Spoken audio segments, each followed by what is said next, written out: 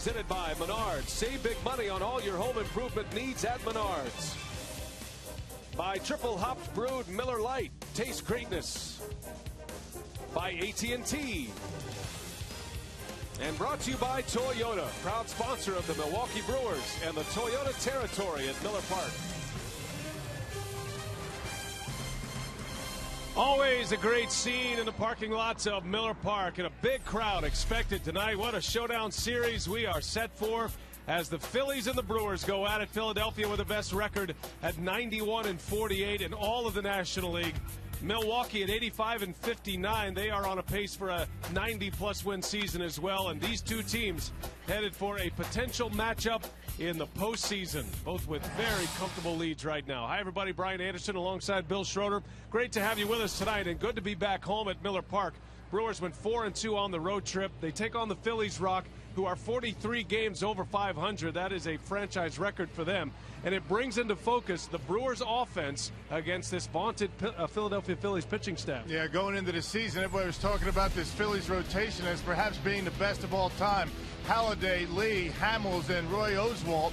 And they have been very good. They're best in all of baseball in a lot of categories. They're best certainly in the National League. The 290 starters earned run average, certainly the best, and that's kept that bullpen in pretty good shape. 20 shutouts so far this year. So the Brewers' offense is going to be tested big time, but they have been pretty good this year. The Brewers third in batting average. They're second in home runs with 153. And you look at those numbers, you can add a couple of points because they are at home. They do very well at home. They've scored a lot of runs here at Miller Park. Their batting average at home in Milwaukee at 280, and most of those home runs that they have hit have come right at home. Yeah, the Brewers with the best record at home. And we're set for game one of this four-game series. The Brewers and the Philadelphia Phillies. It's coming up next on Fox Sports Wisconsin.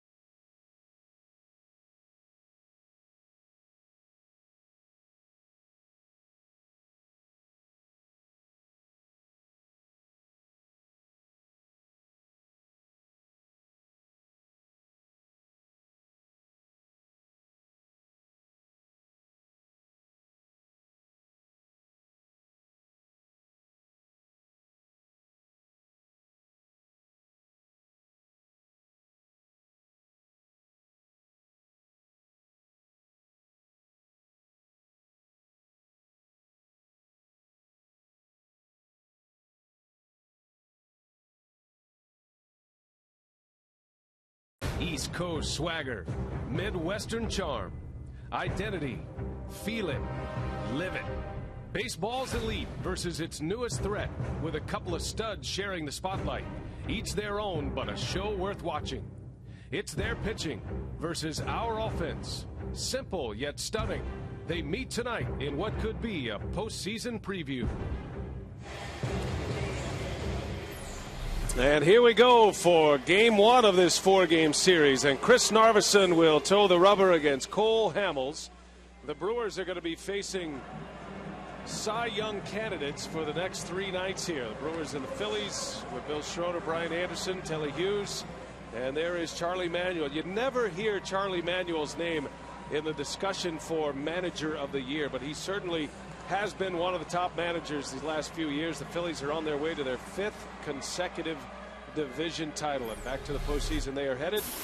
And here is Charlie Manuel's batting order. The Phillies are a little bit banged up right now. Shane Victorino leads off. Wilson Valdez will play short for Jimmy Rollins. Placido Polanco at third base. And then you've got Hunter Pence, John Mayberry, and Carlos Ruiz with Ben Francisco. Michael Martinez starting for the injured Chase Utley. And Cole Hamels rounding it out. Chris Narveson making start number 26 so far this year. He won his last time out. That was a win against the Astros in Houston, and before that it was 13 days between starts for Narveson in a personal 4-game winning streak. 4 decisions in a row for Chris. Now Narveson likely headed to the bullpen come postseason time if and when the Brewers clinch. You see the Blaines defense with Braun, Gomez, and Hart. The infield of McGee, Betancourt, Hairston, and Fielder. And Lucroy doing the catching tonight. Switch hitter Shane Victorino leads off, takes a strike from Narveson, and away we go. Great sports night in Wisconsin tonight. You got the Packers open up their NFL season, and the Brewers and the Phillies. Terrific matchup. Home plate umpire tonight is Greg Gibson. Angel Hernandez, Todd Tishner, and Jerry Davis, the crew chief, on the bases. Phillies got a walk-off win last night. They beat the Atlanta Braves, swept them. As Victorino lifts one of the air, foul territory, and it is Betancourt who makes the catch for the out, one away. Well, I mentioned that Chris Narveson, it was 13 days between starts, and he struggled a bit with his command. 4 walks, 4 strikeouts. He did give up a home run. That came against Carlos Slade, but 5 innings. He allowed only 2 runs on 4 hits and got the win. So I guess Ron Renicky, Rick Kranitz very happy after a 2-week layoff that Narveson was able to pick up that victory. You know, the Brewers do have some off days coming up. There's an off day Monday and another off day on Thursday next week. So there will be some decisions to be made about the starting rotation and whether Narveson ends up back in the bullpen once again. We welcome Rick Kranitz back. He was not with the club yesterday. His mother passed away, Dolly, and Kranitz had a lot to take care of last night with arrangements and was not with the ball club, although he did fly home with the team, and he is back in uniform here tonight. So certainly want to send our thoughts and prayers out to Rick and his family, and tough times for the Kranitz family. 0-2 on Wilson Valdez. He's done a nice job for the Phillies filling in. Jimmy Rollins has been on the disabled list with a groin injury, and although Rollins has been activated for tonight's game, it's a very similar story to Ricky Weeks. They won't use him much except to hit in these first few days coming back from the DL. Chris Narveson has the luxury of not having to deal with a couple of or 3 big hitters in that Phillies lineup: Rollins, Chase Utley, and Ryan Howard. Ryan Howard getting the day off. He's been battling some foot problems, and Utley got hit in the head yesterday with a pitch. Casey McGee on a short hop takes care of Valdez for out number 2. Well, if you weren't with us for Brewers Live pregame, Telly Hughes reporting that Ricky Weeks has been activated from the disabled list. So Weeks is on the active roster, available to play. But as we mentioned, the fact that, like Jimmy Rollins, Ricky Weeks will only return in an offensive situation and probably won't see him much in the field. Certainly won't be playing 9 innings at second base anytime soon, but big numbers to get back for the Brewers offense, and a big bat available off the bench if you need a big punch. And I wonder how long it's going to take Ricky to get back into the groove. It's been a long time since he's faced live pitching. No opportunity down in the minor leagues. Minor league seasons are over.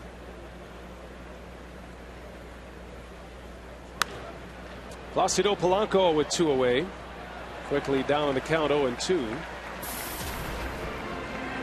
So a much different looking Phillies lineup tonight with Ryan Howard out. Chase Utley was hit in the head yesterday and is back in Philadelphia undergoing some concussion tests. And no Rollins in the starting lineup. Phillies did big work against the Atlanta Braves. They swept them. First time the Braves have been swept in a 3-game series or more all season long. And this was the fastball that hit Chase Utley. Didn't look like much at the time, but look at the mark that it left. That ain't pretty good. Utley was complaining of headaches later in that game, and they removed him from the game. And he did not travel with the Phillies here to Milwaukee. Yeah, you got to be very careful with those head injuries like that, and particularly with a big lead for the Phillies in their division. Padding that lead with that sweep against the Atlanta Braves, you have the luxury of being able to keep Utley at home and rest him for a while. Philadelphia has the largest division lead in the National League, 10.5 games. The Brewers are 8.5 up on the St. Louis Cardinals. And the Brewers are going to see Hamels tonight, Halladay, and Cliff Lee in the first 3 games of this series. Vance Worley will pitch the finale Sunday. And he's been about as good as any of the others in this Philadelphia starting rotation. Well, they're all 3 in the Cy Young discussion. You got the 3 of the top 6 ERA pitchers in the National League in the first 3 games. And that's the thing about the Phillies. Everybody looks at their lineup, and you have those household names in there. It hasn't been that big of an offensive year for Philadelphia. Haven't hit many home runs, but Charlie Manuel's been able to keep the offense going good enough to win 91 games, but he does have that starting pitching.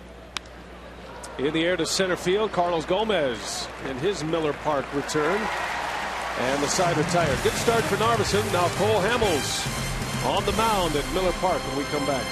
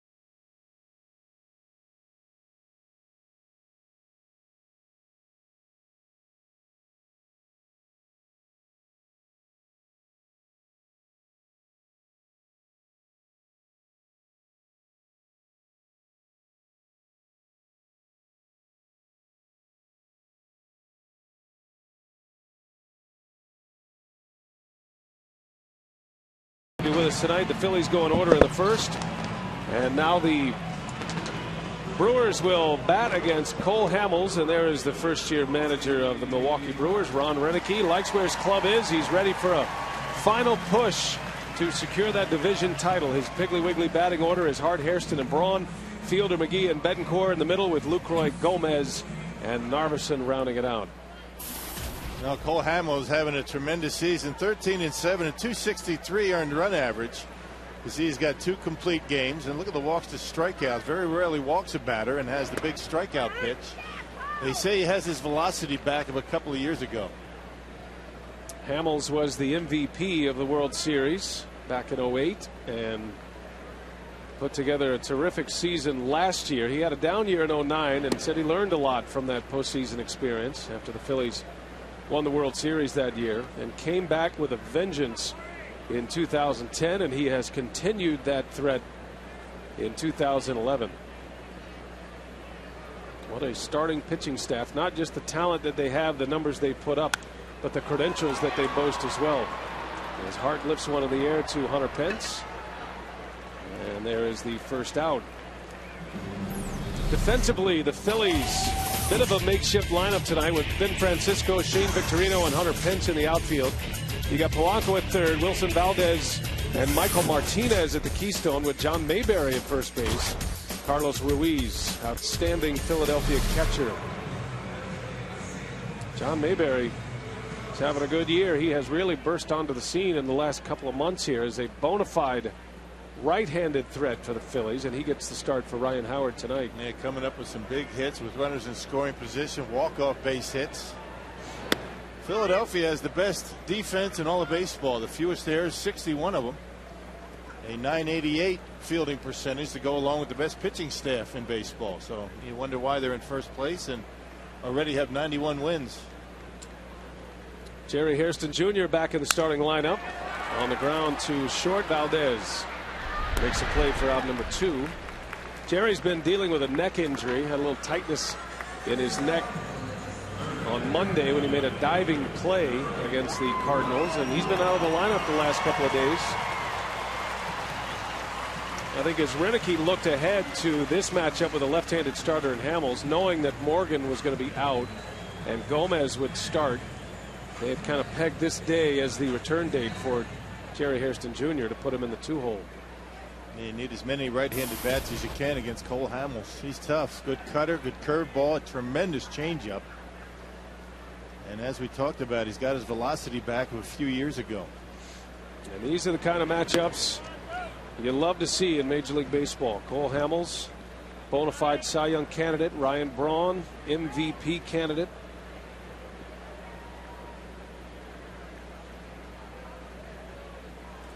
You hate to get too far ahead of yourself, but how interesting would a Phillies Brewers matchup in the postseason, especially if it comes in the League Championship Series. Two clubs that have gone along with the top 2 records in all of the National League.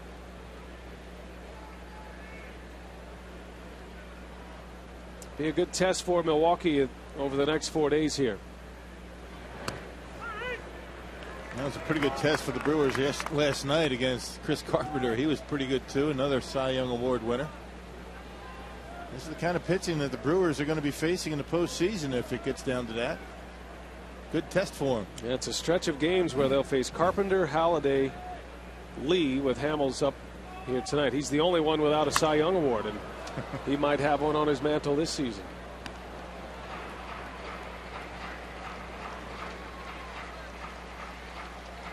Now the Brewers start play today with a magic number of 11. In a combination of a Milwaukee win or a St. Louis loss that equals 11, the Brewers will claim their first division title as a member of the National League. Braun gets jammed. Back is Martinez, and he's got it for the out. So Hamels a 1-2-3 first. We go to the second. No score at Miller Park.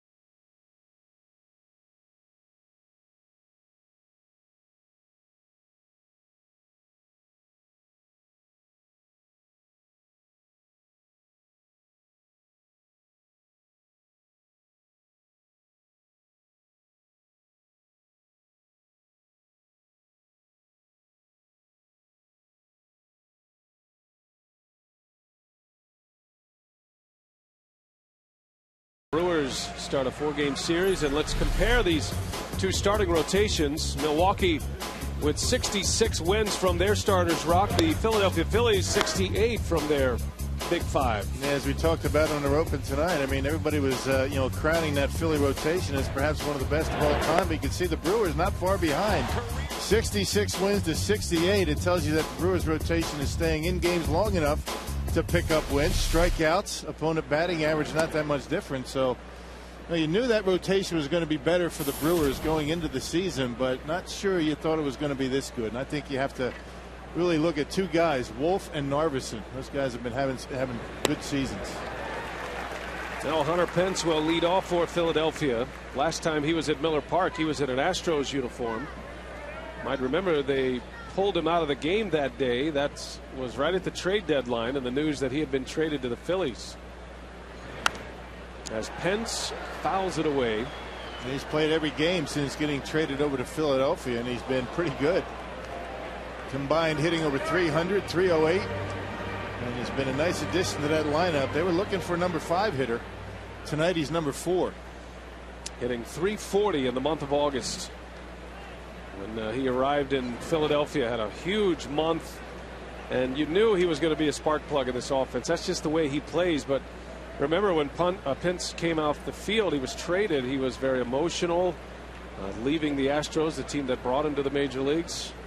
That didn't last long. As soon as he showed up in Philadelphia and realized what kind of ball club he's with. Yep, worst record in baseball to the best record in baseball. That's a pretty good day for you.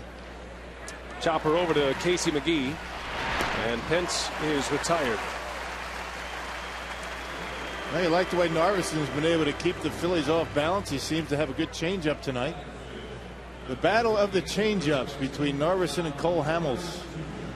Narveson struggled a bit with that pitch his first time out after coming off the DL against the Astros. Really couldn't command it the way he wanted to, or the way he had. It seems like he has a good one tonight. Narveson suffering 2 injuries to his pitching hand, on the fingers of his pitching hand, one on his thumb, the other on his middle finger. The thumb injury was first, as you see John Mayberry. He sliced his thumb trying to repair a glove. He sliced it with a pair of scissors. And then when he finally came back, I guess he forgot to do the manicuring part of it. Said his fingernails got a little too long, and he actually ripped the fingernail off of his middle finger. And had to leave a game against the Pirates. So he has his finger problem all straightened out. As Mayberry lifts one high in the air. Hairston wants it. Out number 2. You know, good manicurist. That's an important thing for a pitcher, you know. Got to have somebody you can go to, somebody you can trust. Right. You have a manicurist? No, I'm kind of my own. Maybe the wife? Yeah, my teeth serve that purpose. Teeth and a pair of scissors. But for a pitcher, it is very important. Yeah. And I think the time off for Narveson, when they took him out of the starting rotation, he did pitch once out of the bullpen, but that time off allowed him to heal, and really no concerns whatsoever from here on out with the thumb or the finger.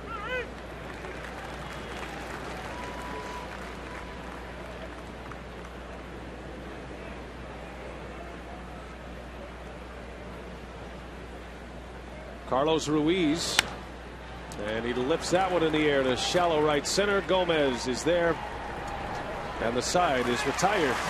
Narveson has punched out 6 in a row to get us started as we head to the bottom of the second.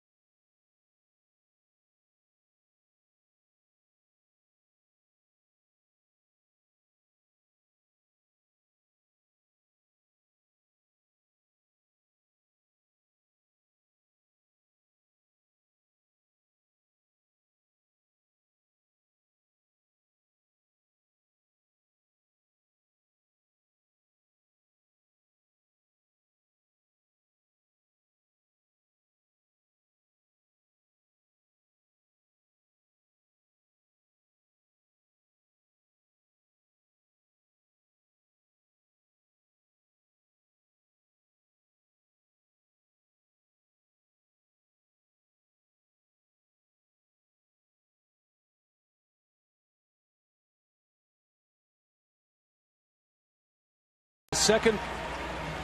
Brewers coming up. Prince Fielder will lead off. The Powerball home run leaderboard still has Fielder at the top with 31 home runs this year.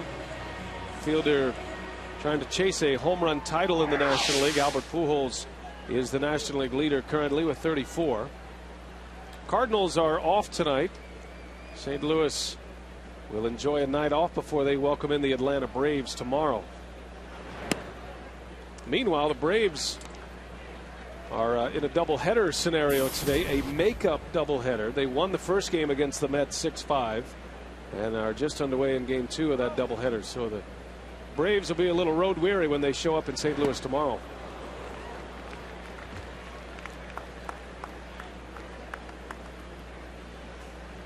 Prince was the final out last night. Chris Carpenter's 4-hit shutout against Milwaukee. Comes in with 31 homers, 108 driven in. He and Ryan Howard tied at the top of the National League in runs batted in. And Howard not in the lineup today.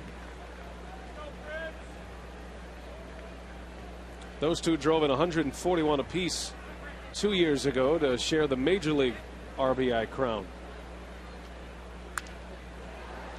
Yeah, Prince in a bit of a stretch right now. He's not seeing the ball all that well. Hasn't been making that solid contact like we've grown accustomed to from Prince. And it just takes one at bat, one pitch to get him back locked in.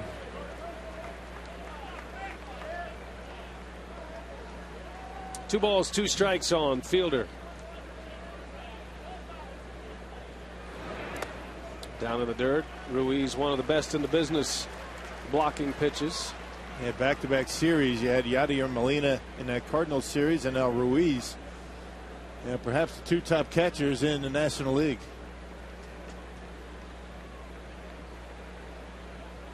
Ruiz always lauded for his game-calling ability. His Fielder pulls one over to Martinez, and there is out number one. Yeah, September 26th is singles night presented by OnMilwaukee.com. Buy a due-deck ticket, which includes a buffet and 2 drinks per person, plus meet other single Brewers fans. Call 414-902-4000 or visit brewers.com/singles.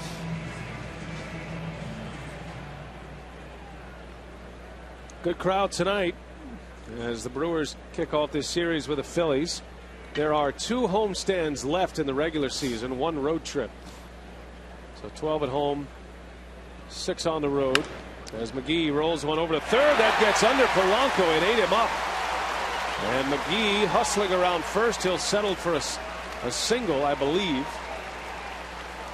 And that'll be a base hit for Casey McGee with 1 away. Certainly a play Polanco probably should have made and could have made on another night. And a play that this Philadelphia pitching staff is accustomed to their defense making. A funny hop. He let it play him.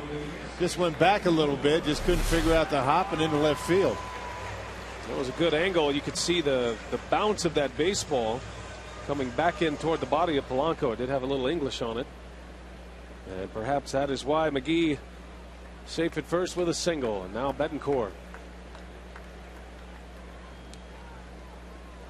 takes a quick strike against a guy like Cole Hamels. You catch a break and then you hope to find a mistake and do damage on it. Yeah, that's the idea. You get a fastball early in the count and you have to take advantage of it because you're only going to get maybe 1 pitch per at bat.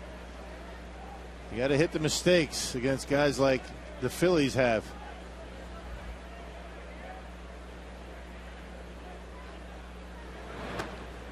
You miss the mistakes, according to Dale Swaim, you're in trouble because they're not going to make many.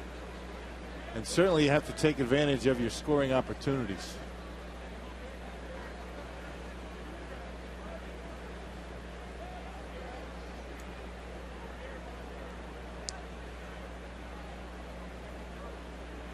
Now the Phillies, like a lot of teams here lately, going with the multiple signs at Miller Park.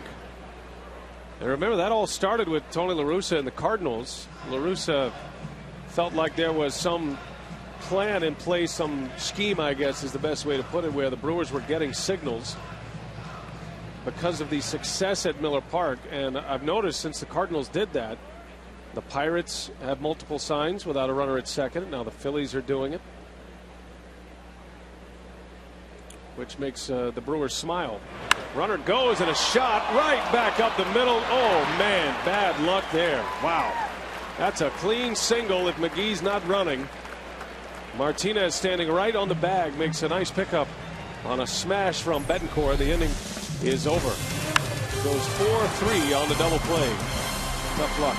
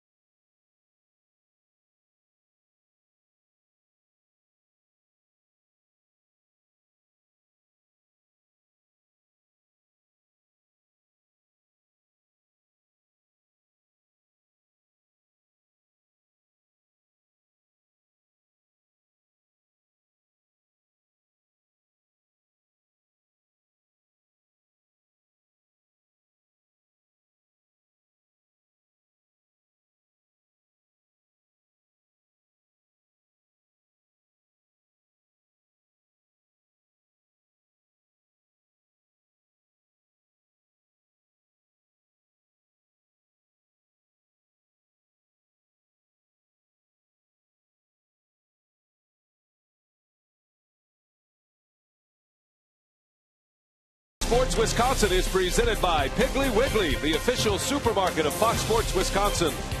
By Ho Chunk Gaming Wisconsin, your ticket to more. And by Subway. Try our $5 featured footlong of the month. Subway, where winners eat. No score between the Brewers and Phillies in the top of the third inning here at Miller Park. I'm pleased to be joined by the Brewers Chief Operating Officer, Rick Schlesinger. And Rick, it's a big weekend for the Brewers. All 4 games are sold out in this series, but there's some big things coming up starting with tomorrow night. Right, tomorrow night we've got Nigel Morgan, Tony Plush, rally towel, first 30,000 fans in attendance. Got a special Tony Plush rally towel. Saturday, the players are going to be wearing special gold jerseys. We're encouraging all fans to wear Brewers gold in the stands and really support the team as we march into what is a very exciting stretch of games here. What does it say about the fan base on the night the Super Bowl champion Packers open the season? It's still a sellout here at Miller Park. Yeah, I heard the Packers were playing tonight. I don't know how I heard that, but yes, no, it's great. I mean, the fans in this state are great. We're going to have one eye on the Packers game and one eye here, and a lot of fans are excited for both teams. And we want to match the Packers' spectacular season of last year, and so it's kind of fitting that they're opening tonight while we're playing a very important game. Well, Rick, thanks for your time, and good luck with everything. Thanks, Telly. All right, B.A., let's swing it up to you. Okay, Telly, thanks. One gone here in the third inning. Michael Martinez batting for Philadelphia. Made a nice play to turn a double play to win the inning on a hot shot from Betancourt. I like the idea. Ron Renneke trying to get something going, not just sitting back waiting for the home run, trying to get the infield moved around. He certainly did that, but unfortunately Betancourt got a base hit taken away from him. Those are the things you have to do against good pitching staffs. You got to try to make things happen, do things that you ordinarily wouldn't do. A hit and run with Casey McGee and Betancourt, certainly not ideal situation, but those are the things that you have to try from time to time. 2-2 on Martinez, and he rolls over one to short. Got to hurry here. Betancourt fires in time. 2 gone in the inning. And September 24th against the Marlins is Fan Appreciation Night presented by Chevrolet. All fans in attendance will be automatically entered for the chance to win fabulous prizes, including a 2012 Chevy Cruze.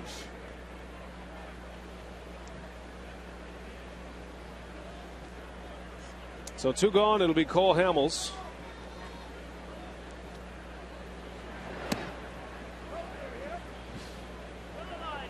Hamels as a hitter this year, 10 for 60 at the plate. Does have 3 runs batted in. Phillies are getting some production from their pitchers at the plate this year. Cliff Lee, namely. Lee has a grand slam this season for Philadelphia. You never know. A guy with the bat up there, if you don't make a decent pitch, he could hurt you. There's a strike from Narveson right down the heart, and it's 1-2. And certainly the Brewer pitching staff in this series is going to have to try to avoid the bottom of the Phillies order doing any damage. Particularly the pitchers. Pitchers have hurt the Brewers lately.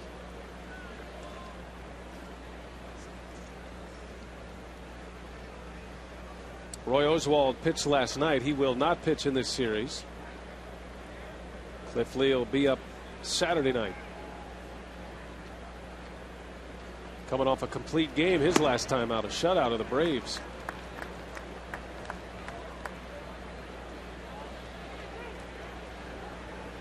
It makes a manager's job very easy to get through a season when you have starters like the Philadelphia Phillies roll out there every 5 days.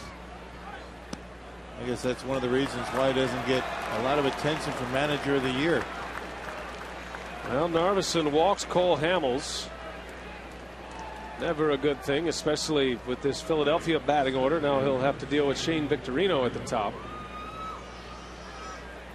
Looked like Hamels was content to take some pitches. And he draws a walk. Hamels has 3 walks this season. And the lineup turns over. First base runner for Philadelphia. First time Narveson has pitched out of the stretch tonight.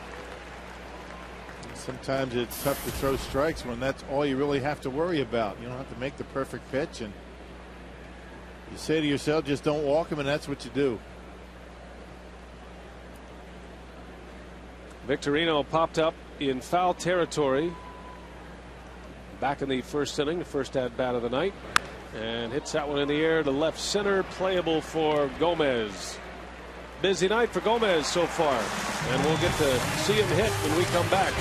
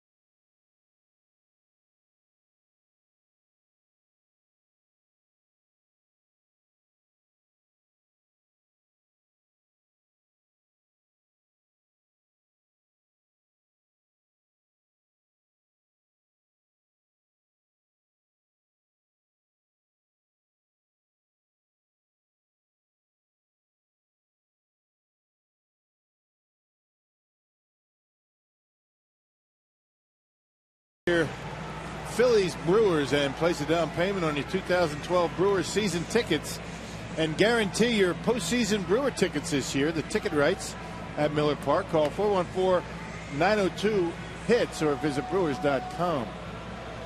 18 games remaining on the regular season schedule. The Brewers have an 8.5 game lead. Interesting that the Brewers have played 5 more games than the Philadelphia Phillies. Philadelphia is in a run of games right now. They're in a 31-day stretch where they play 33 games. They have a couple of doubleheaders coming up. All of that rain that hit the East Coast early in the season. And the Phillies, I mean, they're going to need every bit of this 10.5 game lead they have. They put themselves in a great spot. But going into the postseason, they're going to be playing a lot of baseball. Which is one of the reasons why the numbers offensively are down and numbers pitching-wise may be up. The Phillies have played the fewest games of any team in the National League. The Brewers the most. So they have a lot of games to make up. That could affect them going into postseason. Absolutely. Every time you play, there's always the opportunity of injury. You're trying to get guys healthy. But they have such a big lead that as September continues, Charlie Manuel's probably going to be able to rest some guys. You wonder how he's going to work his rotation. Extend him a little bit, maybe give him a couple of days more between starts. Who knows? Now, the bigger picture for the Brewers in the regular season, if you're thinking about catching the Phillies, they are 9 games ahead of Milwaukee in the loss column as Lucroy swing and a miss. It's an 8.5 game lead for the best record for Philadelphia over the Brewers. With that tough schedule, you figure Philadelphia will be setting their rotation once they clinch, as will the Brewers. As Lucroy chased a high fastball, and there's the velocity on the fastball that has separated Hamels in 10 and 11 from his season in 09. Yeah, he was in the high 80s for a couple of years, but after a changeup that Lucroy swung through, he throws the high fastball at 92. So the velocity more like it was back in 08. Now, the difference between the fastball and the changeup much more significant now than it was for the last couple of years. That was his best fastball of the night. Hamels striking out Lucroy, his first K of the game. As Gomez pushes a bunt, that is a fair ball and an easy play for Mayberry. And a second out. Don't be alarmed by the random cheers you hear tonight at Miller Park. It takes only one glance to see that the Packers have just scored a touchdown. So we're going to hear cheering at odd moments. We got the TV on here at the Brewers game. He was leading the cheers. We got the televisions on in the suites. But still, it's good to see a packed house here at the old ballpark. Yeah, it is great. And I love the approach by the Brewers concerning the Packers. You might remember the Packers were invited to throw out the first pitch this season. I don't know how it was back in the day, Rock, before my time here, but there's always been that good connection between the Brewers and the Packers, and obviously the fans share a love for both teams. It's good for everybody when any of the teams wins.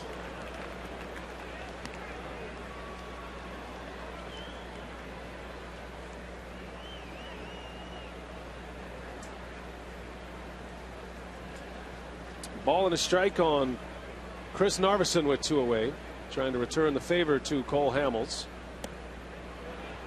And they say he went. So it's 1-2. Narveson, a much better hitting pitcher than Hamels.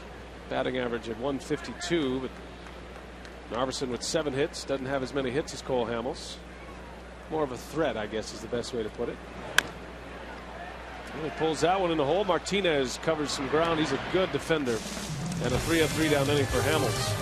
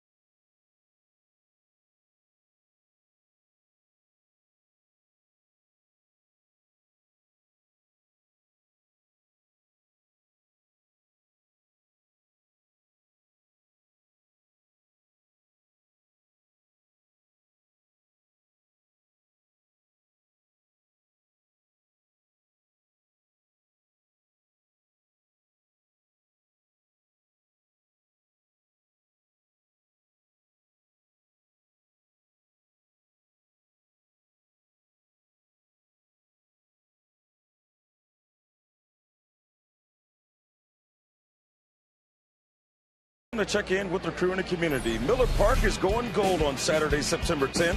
The Brewers will wear special gold jerseys, and we're asking fans to wear their gold too. Support your Brewers in the heat of an exciting postseason race and update your Brewers wardrobe with new gold gear. Come out to Miller Park and pick up a new line of Brewers gold gear during a special shopping opportunity at the Brewers Team Store by Majestic. Should be a fun time and a gold time here at the old ballpark, BA. All right, so let me see if I can do Sammy's Takashi Saito.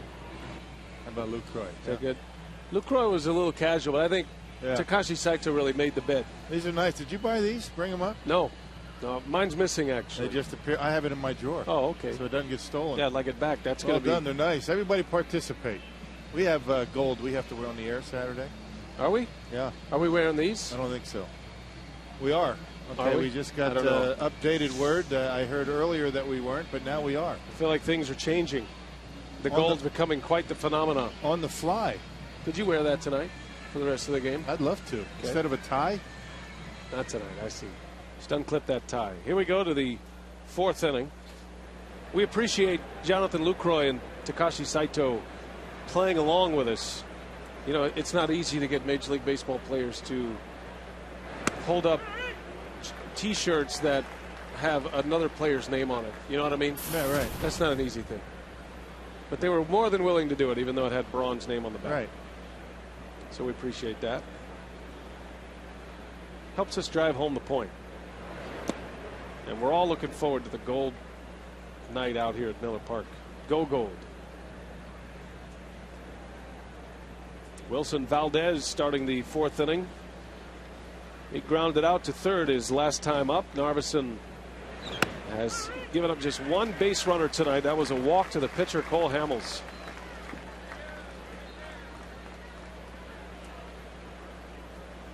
Valdez has been a key piece for the Phillies the last 2 years. A lot of injuries in the middle infield at third base. Valdez has covered all of those positions. Getting the start at short once again here tonight. Every good ball club, every championship team needs a player like this, and usually has a player like this. And that is why when the Brewers acquired Jerry Hairston Jr., that was a significant piece to put in place for the Brewers postseason aspirations. You get a guy that can make good contact and play anywhere in the infield. In his last 22 games, Valdez hitting around 300.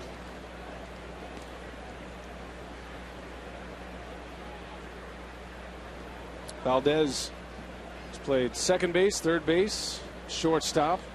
Most of his activity at second base this year. Beats one in the ground, and to Betancourt, who makes the play for out number one of the fourth.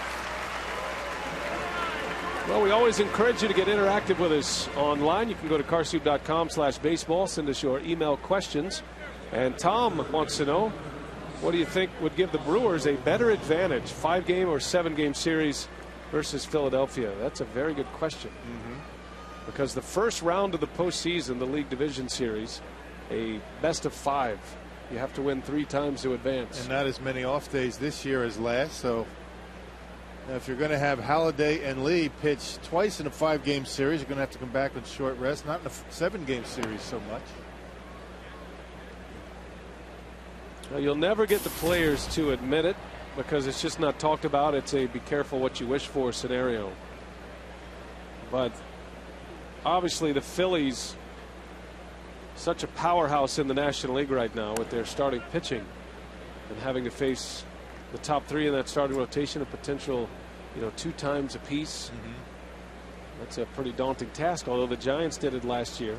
The problem in a 5-game series, if you're going to go face the Phillies in a 5-game series, that means you're going to start in Philadelphia. You're going to be on the road. Yeah, that's the biggest problem with that. And the Brewers would love to be able to play the first 2 games at home to get some momentum, or at least attempt to get some momentum. Much easier to do at Miller Park than it is on the road. Polanco flies out, 2 gone for Narveson in the fourth. Very good mix of ground ball outs and fly ball outs for Narveson. Has not struck out a batter yet, and has good command. He's locating his fastball well, in and out. Change-up's been down in the zone. and working quickly. Here's Hunter Pence with 2 away.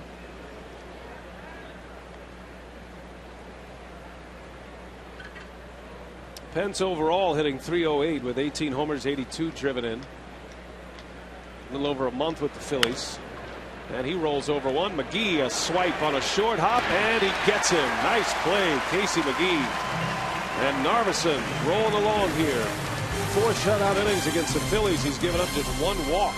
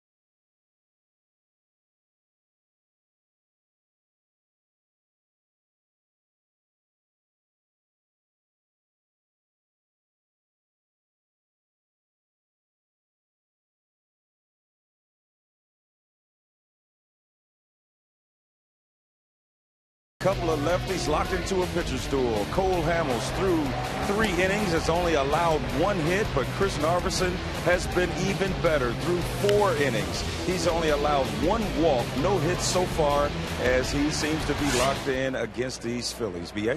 Yeah, good start for Narveson.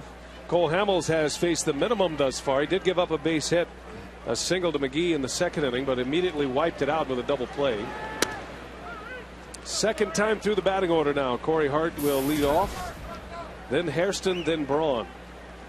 This game has that kind of feel to it. Runs are going to be at a premium. There's been a lot of talk about these 2 starting rotations, which means there's a lot of talk about the Brewers' offense versus the Philadelphia pitching staff. You don't hear much on the other side, though, the Phillies' offense against the Brewers' starting rotation. Numbers down, for the Phillies offensively, but other than batting average, I think one of the reasons why they're down in a lot of categories, they haven't played that many games. Got a lot of games to catch up to. Got a lot of games to make up. And you see the last 3 years for Cole Hamels. Pushed it back over 200 innings last year in his bounce back season. You feel like he's been around a while, and he has, but he's only 27 years of age. And already an accomplished postseason pitcher.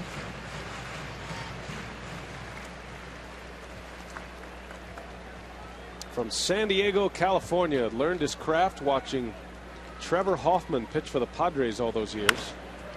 As Hart goes in the hole, backhanded pickup and a strong throw from Valdez. And that's the point about the backup shortstop. Not many backups make that play. AT&T trivia question tonight. Who did the Brewers acquire when they traded Dale Swaim to the Philadelphia Phillies in 1992? Swaim came up with the Brewers. 87. He was a heavy hitting shortstop, a switch hitter. And then a bad injury. Swaim had an injury into short left field and fractured his leg and was really never the same kind of threat after that. He was a good major league player. Broken leg, compound fracture, and you're right, it took him a while to get back. That was in Detroit.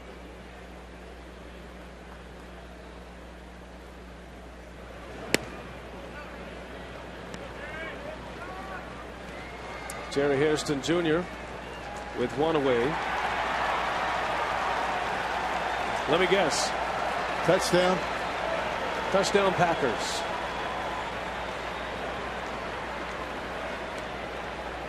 Packers off to a good start. Well, the Brewers could use a few scores on the board here. Yeah, 6 at a time would be nice. That would be nice.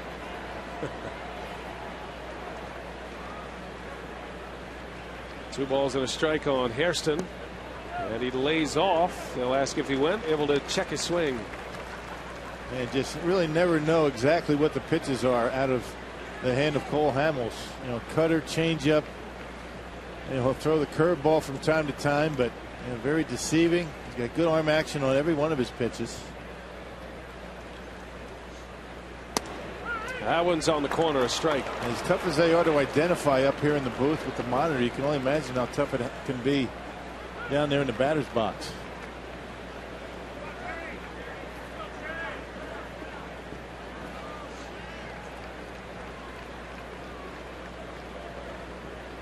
Full count to Hairston. And he misses away. And there's a walk, a base runner for Milwaukee. First walk issued by Cole Hamels.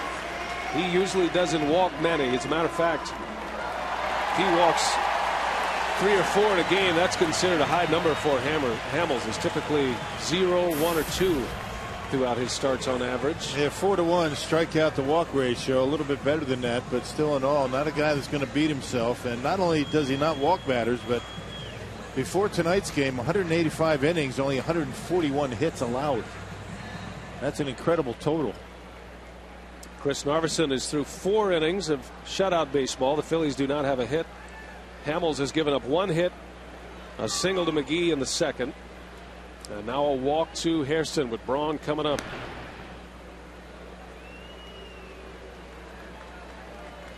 Last time up, Braun popped up to second base. The fielder on deck. The Brewers trying to do some damage. They were shut out last night on a 4-hitter. Brewers scored just 2 runs on Tuesday night despite 10 hits.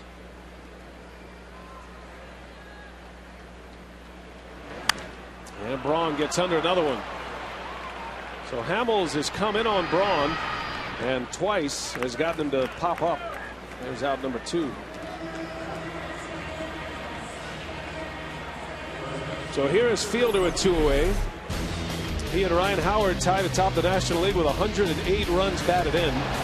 Ryan Howard not in the starting lineup tonight for Philadelphia. Nursing a foot injury, lower leg injury, got some tightness in the Achilles.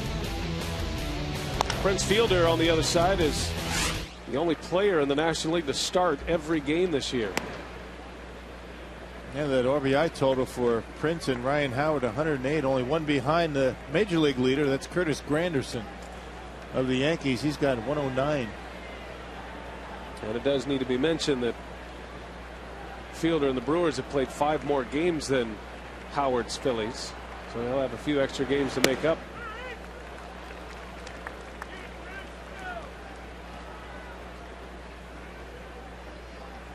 Jay Hamels has good command on the inside corner. He made a nice pitch on Braun. He just came in on Prince. Ball and a strike with Hairston at first. The thing about that, coming inside for Hamels, you really can't look in there because he's so effective against lefties with the cutter, and he throws that great changeup. So if he has you guessing inside, he's got you right where he wants you. He wants to get you out with the off-speed pitch. Hamels has won 3 of his last 4 starts against Milwaukee. A 3-1 record, an ERA 2.31. Went back a couple of seasons. And a swing and a miss. And just what you're talking about, Rock. The changeup from Hamels. That fastball in made Prince aware of inside. Then he goes with the slider, the curveball, whatever you want to call it. Good pitch going away from Prince.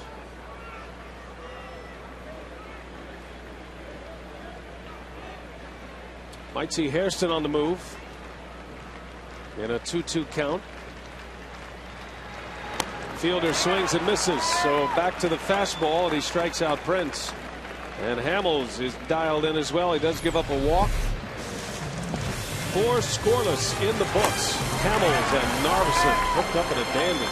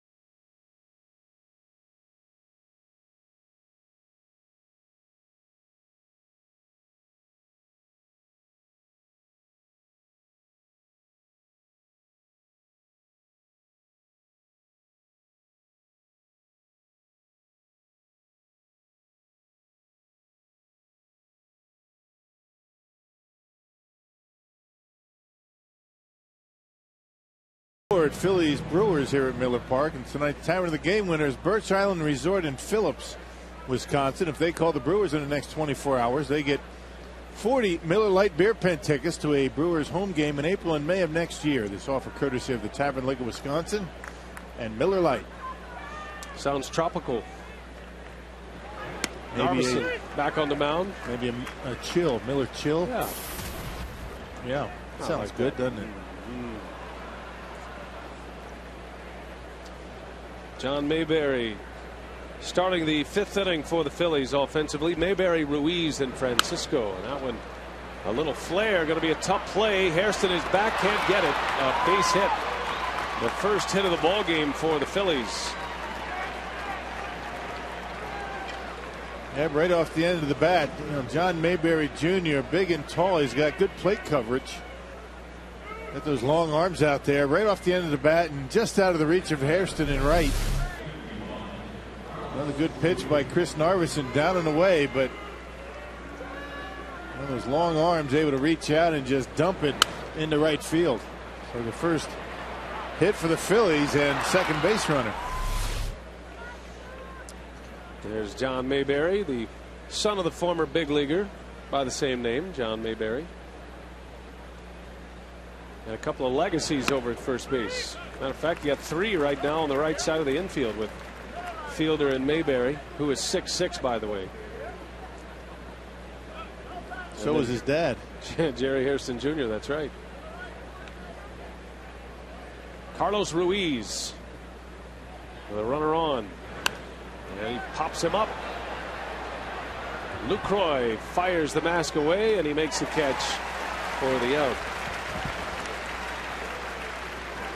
The way Lucroy played that pop-up, I'm sensing a possible instruction on the docket. Firing the mask away. He almost clipped the home plate umpire, Greg Gibson. That's all right. It's the umpire's responsibility to get out of the way. But, you know, if you haven't, you know, been watching the instructions, we've done that a couple of times. Yeah, but, you know, we want to repurpose a few things. I watch every night. They've been so entertaining. On your way home? Yes. Come on now. Actually, you're sitting up here watching, waiting for the instructional to end, then you leave. That's right. That's right. That's right. Somebody's got to stay here to cover. Glad you remembered.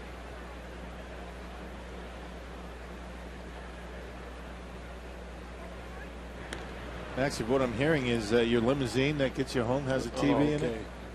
Is that what it is? Yeah. My limousine. Right.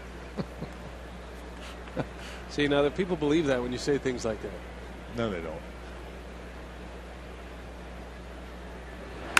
Ground ball, chance for 2 here. Betancourt, Hairston, in time, double play. Narveson keeps it rolling. Does give up a hit, the first of the night, but Narveson cruising along. 5 shutouts so far. See if the Brewers can get some runs going here.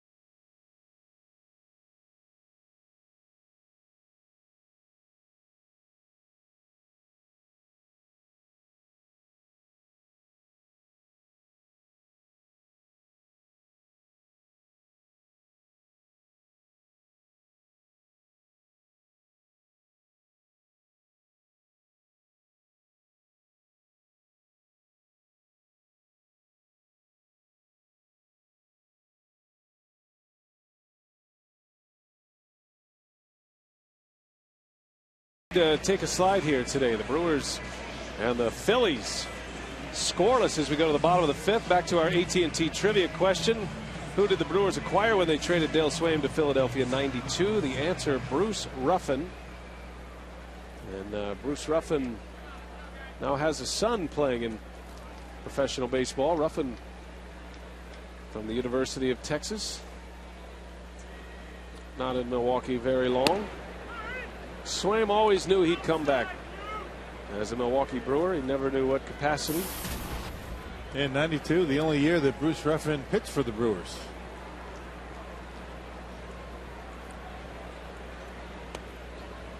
That was interesting. '92.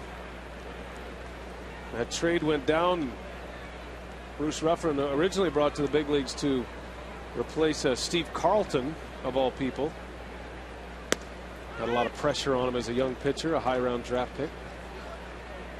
Did you play against Bruce Ruffin? Did you ever face him? I don't recall. Mostly a National League guy.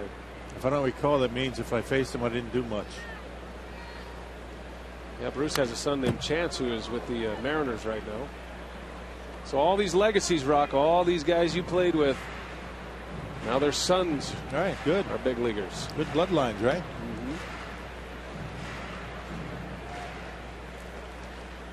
Normally, if I don't remember him, I either didn't do really well. I'd remember if I did really well or if I did really bad. Somewhere in between, it was kind of like. Either you didn't face him or kind of benign. Right. I mean, half decent would be maybe, 1 for 10.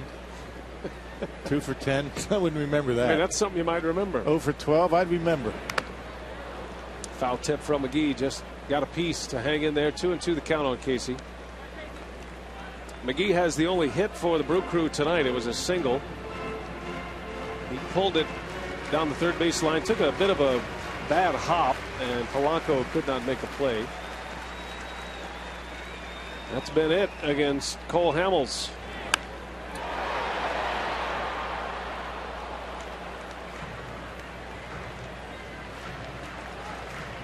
Hamels had a finisher against the Giants. That great matchup between the Phillies and the Giants in LCS from a year ago. He went the distance back on August 6th. Another bouncing ball to third, almost in the same spot. Polanco handles this one, though. And McGee is down. Casey tripping over the bag. He's had a tough time with his left leg. He fouled a pitch off that left leg a couple of days ago, and it's been bothering him. I don't know if you saw him in the clubhouse the other day. He's got a giant welt and bruise. It looks terrible. And ice bags all over Casey in that leg area, and you can see Casey really not paying much attention to the bag. Never got the base, kind of caught him, and he went down. He's going to be all right. Watch the head go up, and didn't realize where the bag was. Looks like he might have caught a piece of Mayberry's foot. One gone, and here is Betancourt. Uni probably had the hardest hit ball of the night in the second inning. He scalded one, but McGee was on the move on a hit and run play, and Betancourt hit it right back up the middle. That one's hit well. That one's got a chance to go back in left field, and that ball is gone. A home run for Yuniesky Betancourt.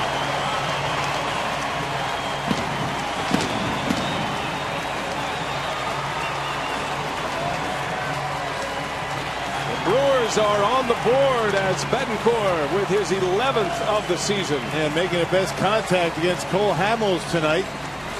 A cut fastball right down the middle of the plate, and Betancourt did not miss it.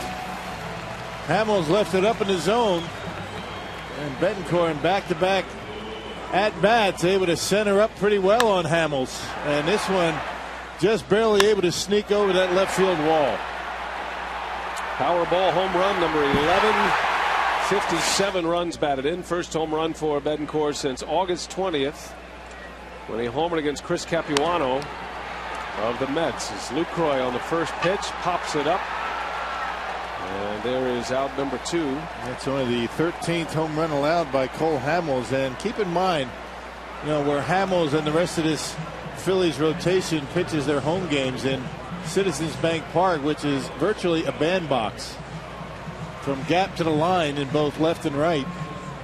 They've done a nice job keeping the baseball in the ballpark. But Betancourt able to get to him.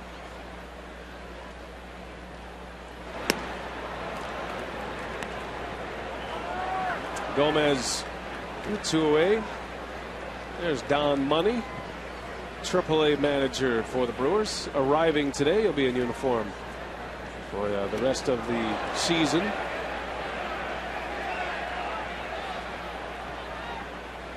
Good to see Don. Always a good presence. Very funny guy. He was a terrific player in his time. Yeah, he could hit. All-star. One of the smoothest infielders there was. And still has those great hands. Yeah, talk about old school, huh? Don Money. Gomez pops it into left field.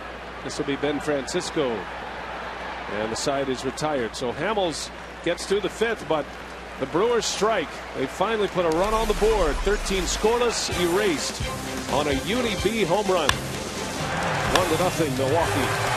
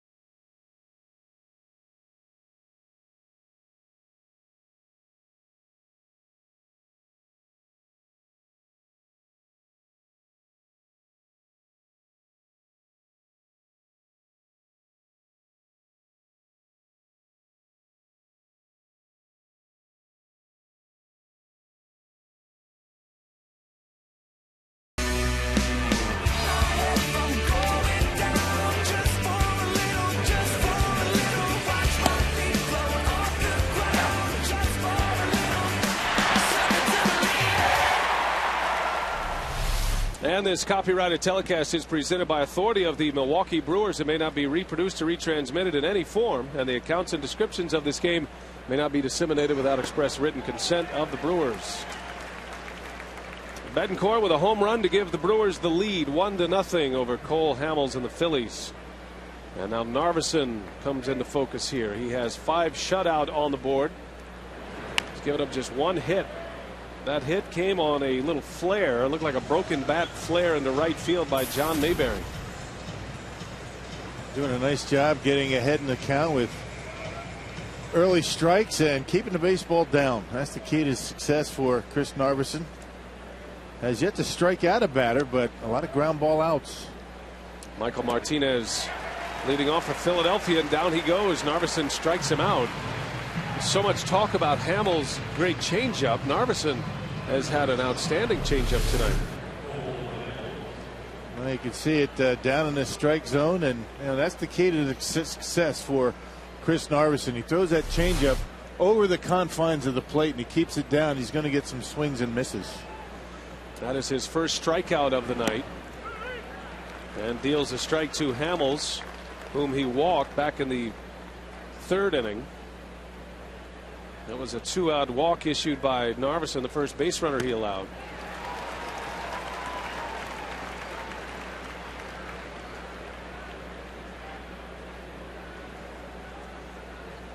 Quickly 0-2 on Hamels.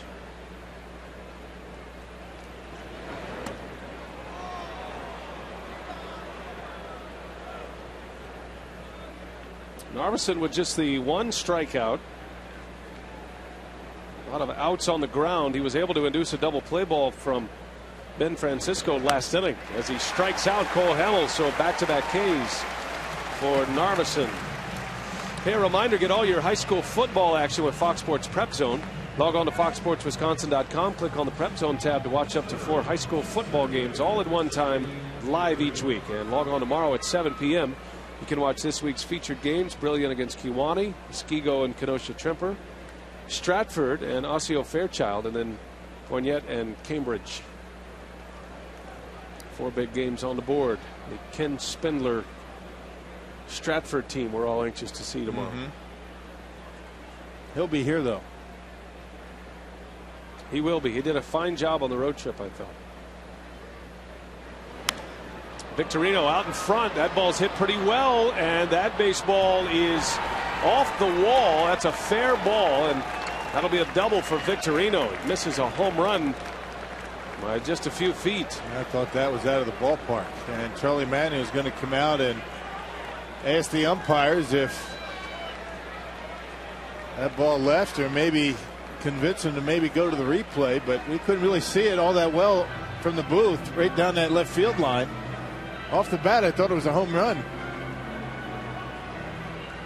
Victorino's had some big home runs against Milwaukee. There it is, that cut fastball, and Victorino out in front. And clearly right off the yellow line. That's a good call down there at third base by Jerry Davis. Now the Phillies have not had much success with the review played lately. They had an incident in Florida. They actually put the game under protest as the umpires are now going to go to the review monitor. That's close enough to review. It just looks as though it's going to stay as a double. Now 3 of the 4 umpires will go underneath. The crew chief, Jerry Davis, is the only one who can make a decision. He can ask for input, but they'll get this video from New York, from the home office in New York. Yeah. It looked like it hit the yellow line. We'll see better here. This is the best look at it. Right off the yellow line. Yeah, and Charlie Manning, I would imagine, thinking, did it go off the foul pole down there? You saw with that yellow line, there's a space between the yellow along the top of the fence and the yellow in the foul pole. The blue area, Charlie Manuel perhaps thinking maybe they should look at it and determine whether it hit the foul pole. That's what we're talking about right here. That makes it very difficult. You wonder why that's not painted yellow all the way down. So the umpires come back out. Jerry Davis points Victorino to second with a double. And the review holds up. Charlie Manuel argued the review play in Miami, and he was ejected. You cannot argue the call, whether they reverse it or not. you can't argue it. It's Right. it's like arguing balls and strikes. Yeah, you're thrown out. You're gone. You start arguing that. You can't, argue that they do the replay, and you can't argue the result. Charlie Manuel was ejected. The Phillies put that game under protest last week, and that ruling came down yesterday that the protest was denied. The biggest question in that game was it a reviewable ball anyway? It wasn't about going over the fence or not. So the call stands here, and the Brewers catch a break. That was a couple of inches away from a home run to tie this game, and now Narveson with 2 outs and a runner at second facing Wilson Valdez.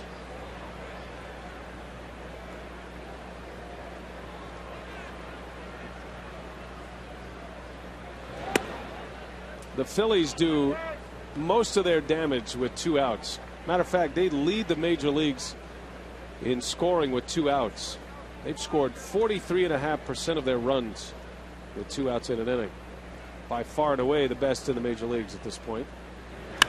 And that one is ripped into deep left center field. Gomez on the run, can't get it. It's over his head. Victorino will score, and it's an RBI double for Wilson Valdez, and we are tied at 1. Now, third time through this Philly order, and getting better swings on Chris Narveson, the double down the line, now the double to center, and that's what we're talking about with Valdez. The fill-in, able to hit one over the head of Gomez, and he was playing relatively shallow. And Valdez putting a charge into this one into center field. And the Phillies continue their success with 2 outs. Back-to-back doubles with 2 away after 2 strikeouts to start the inning. And if Gomez can't run it down, it can't be run down. Got a great jump on that ball as well. Now Placido Polanco with 2 away. All even at 1. The Phillies have out hit the Brewers 3-2 now after the back-to-back doubles. He plays shallow, figuring in the outfield, figuring that Valdez he's going to get the base hit. You're really preventing against the single in front of you and allowing the run to score. With a guy like Victorino, it really doesn't matter. Anything to the outfield, it's probably going to be a run.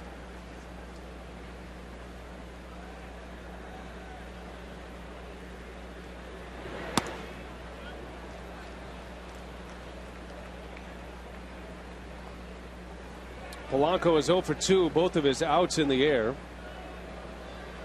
And a fly ball out to center field in the first, and he flew out to right in the 4th inning. 278 hitter coming in with 44 runs batted in.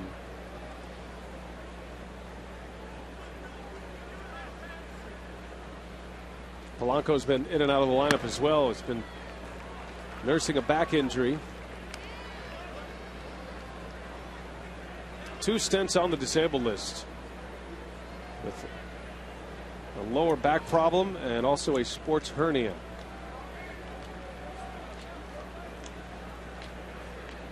This is only his 3rd week back on the active roster after that sports hernia.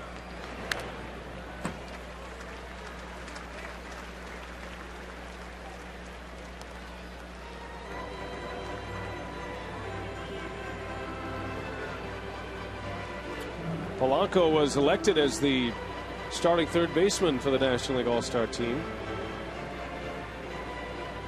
First time he's been able to be an All-Star as a 3rd baseman.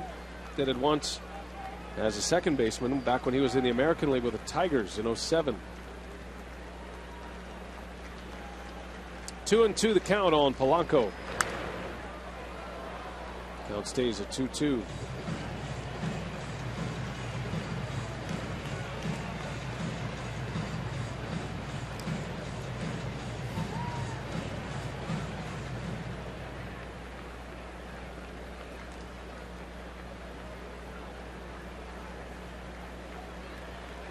Narveson trying to get through the 6th inning. The run is in. Back-to-back doubles with 2 outs, and Polanco takes one away. 3 balls, 2 strikes. Looking ahead to the bottom of the 6th, Narveson scheduled to lead off, and then back to the top of the order, Hart and Hairston. It might be an opportunity to get Ricky Weeks in that bat early in the ball game. Maybe get him in there, get his feet wet again, and we'll see what happens. Full count to Polanco. And it's in the dirt. And Polanco draws the walk. So more damage with 2 outs here. 2 doubles and a walk, and the dangerous Hunter Pence is coming up. And that's the thing. I mean, not many of these Phillies have had a lot of familiarity with Chris Narveson. There are a few in the lineup that have faced him a few times, but this 3rd time through, and all of a sudden Chris having a tougher time getting outs. 1st time through, a relative breeze, only 1 base hit, a walk. 3rd time through now, 3 base runners. That's the thing about these big league hitters. They just make adjustments on the fly. Lucroy, a quick trip to the mound with Narveson, and now Hunter Pence is up. And a scary hitter at the plate for Narveson here. One of the few big bats that remain in this Philadelphia batting order today. Starts him with a curveball strike. No Rollins, no Utley, no Howard in Charlie Manuel's batting order. Howard and Rollins are here and available to hit. Utley is not. With concussion symptoms, he's back in Philadelphia.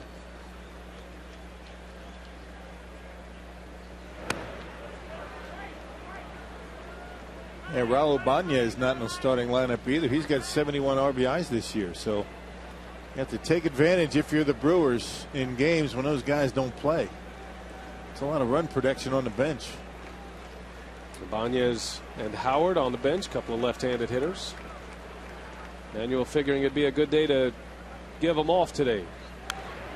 Pence had a big cut. 1-2 the count. Nothing Hunter Pence does is orthodox. It is all knees and elbows, but he manages to get the job done, and he's been that way his entire career. And he's been particularly tough in these situations. Just saw that graphic, about 350 with runners on.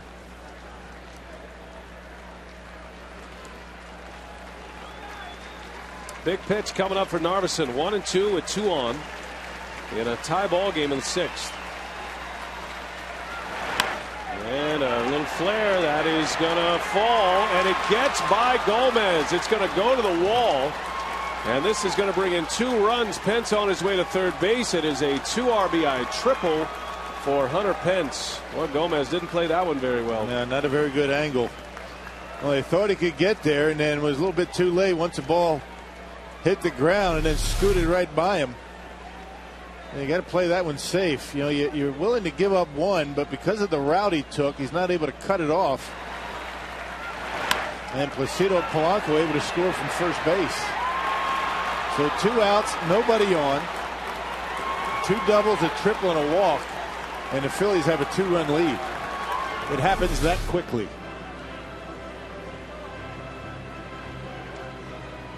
A little bit of rust. It's been a while since Carlos Gomez has been in the outfield. His 2nd start since returning from the disabled list. Narveson has been able to pitch around these types of situations this year, but that has been the book on him leading up to this season. He's had tremendous success early in games, and then it can get away from him fast. And the Phillies with 3 runs on the board, all with 2 outs. Pence over at 3rd base, and now Mayberry. Yeah, avoiding the big inning has been the issue for Chris Narveson throughout his career. He's done a pretty good job of it this year. I remember last year was the 1st inning troubles for Narveson. He was able to remedy that this year.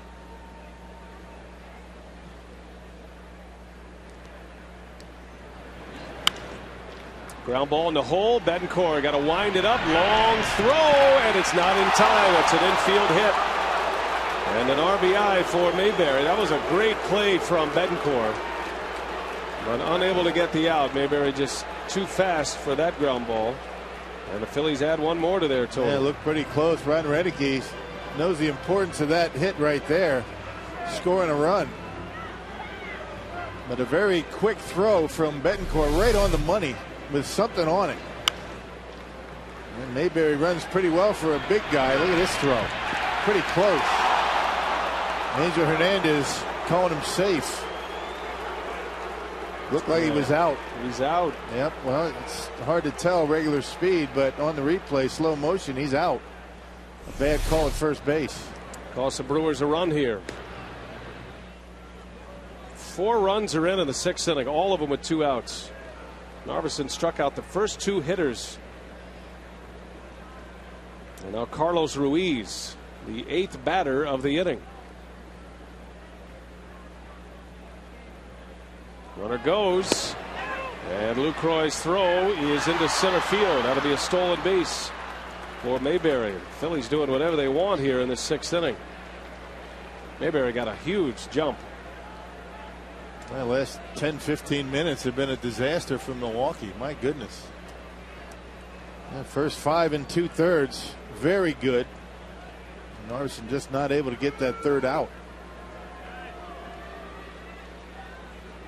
And a base hit will bring another one in.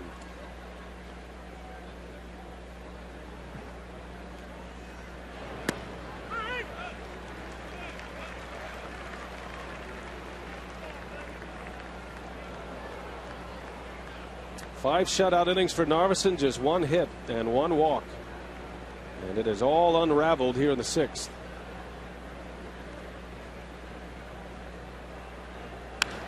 Ruiz tomahawks one down the left field line. That's a fair ball. That's going to bring in another run. That'll be a ground rule double. The stolen base turns into a run. And it is 5-1 Philadelphia.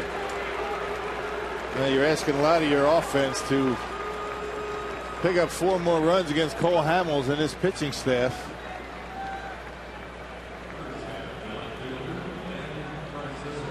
Well, the missed call by Angel Hernandez at first base now have cost the Brewers 2 runs.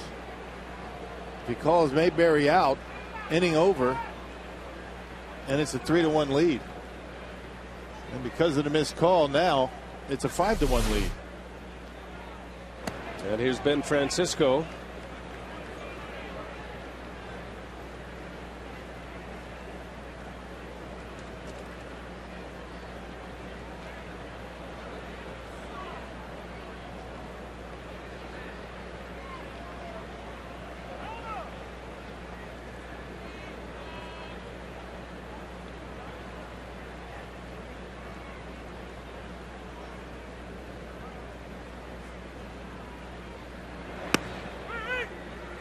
Ball and a strike on Francisco. 9th hitter of the inning. Tim Dillard beginning to get loose.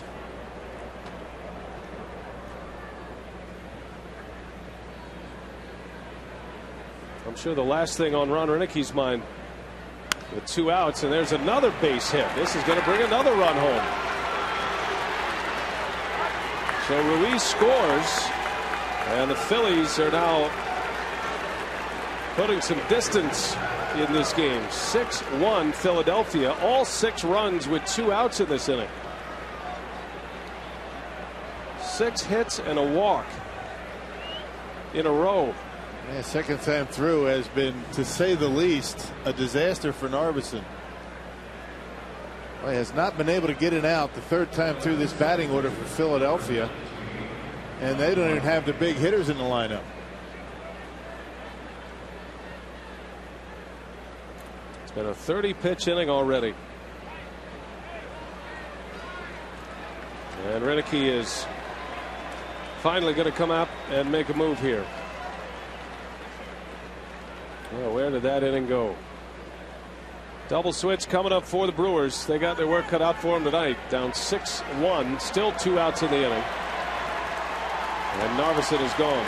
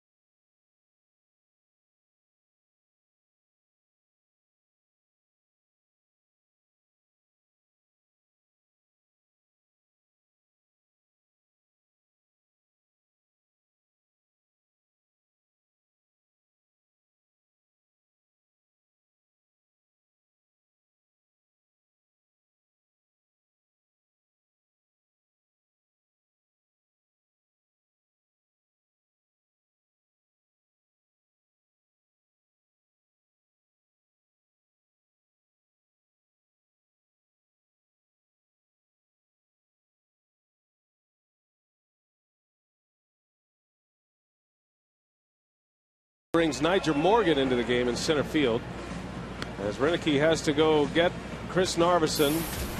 Tim Dillard, the new Brewer pitcher. You'd be hard pressed to find a game unraveling as fast as this one has for Milwaukee. Chris Narveson putting together perhaps his best start of the year, and then in this stretch of, what was it, 7 hitters, it all came apart. 6 hits, 6 runs with 2 outs and nobody on, and the Phillies with a 6-1 lead. So Morgan will come on. He'll lead off in the bottom of the 6th inning. Somehow the Brewers hoping to get this final out before any more runs come in to score, as Dillard deals a strike to Martinez. Yeah, 3rd time that Dillard has been with the Brewers this year. Recalled on Tuesday from AAA.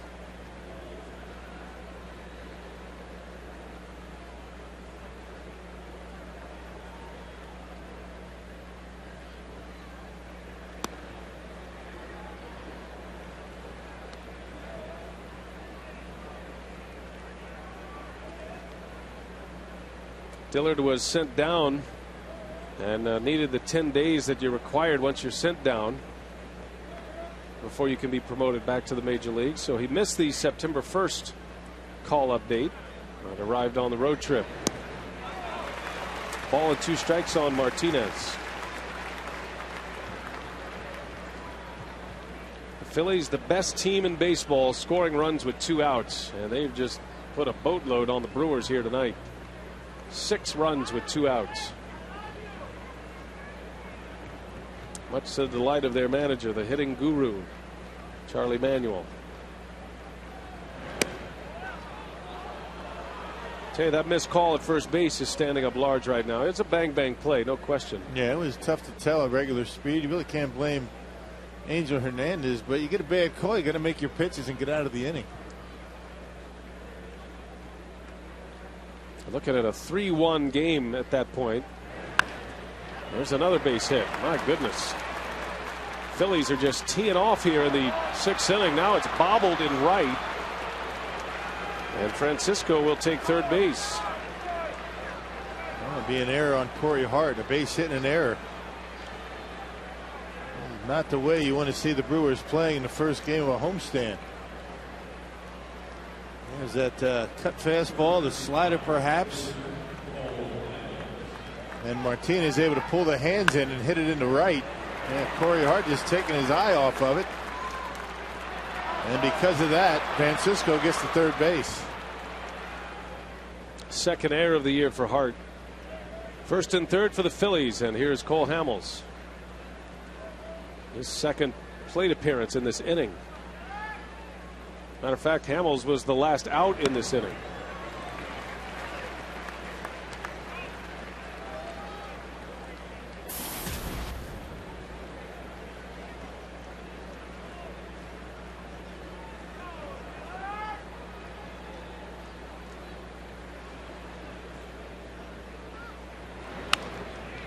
Oh, and 2 on Hamels.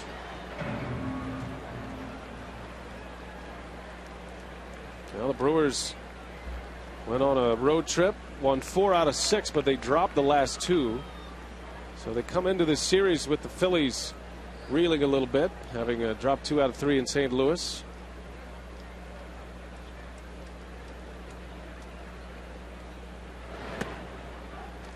Cardinals are off tonight. They start a series with the Atlanta Braves tomorrow. Cardinals still have the Phillies as well. They have a 3-game set with Atlanta, and then they go to Philadelphia.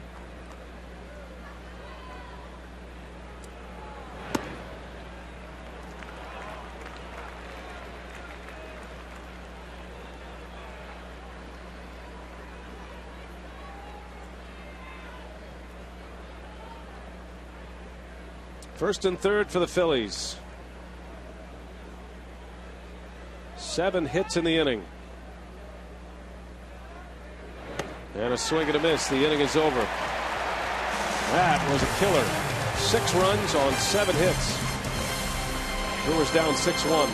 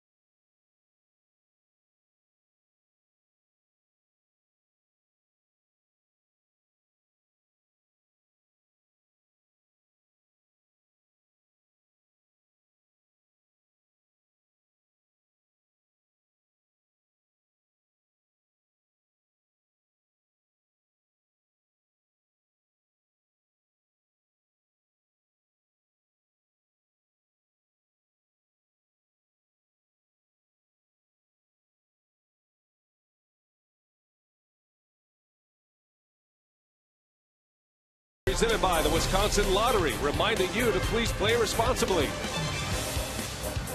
By Airtran, go, there's nothing stopping you. And by the Miller Lite Vortex bottle, taste greatness. Well, Hank Aaron recently sat down with Fox Sports Wisconsin for a one-of-a-kind interview. We'll bring you parts of this interview at upcoming Brewers Live pre- and post-game shows. Tomorrow during Brewers Live pregame at 6:30, hear Hank Aaron's thoughts on Prince Fielder as a player compared to Braun.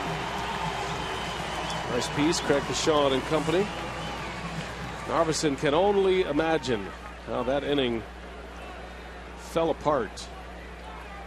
2 outs, nobody on in the 6th. Narveson cannot get through that 6th inning, giving up 6 runs on 6 hits. There were 7 consecutive base runners against Narveson in the 6th inning. 6 hits and a walk.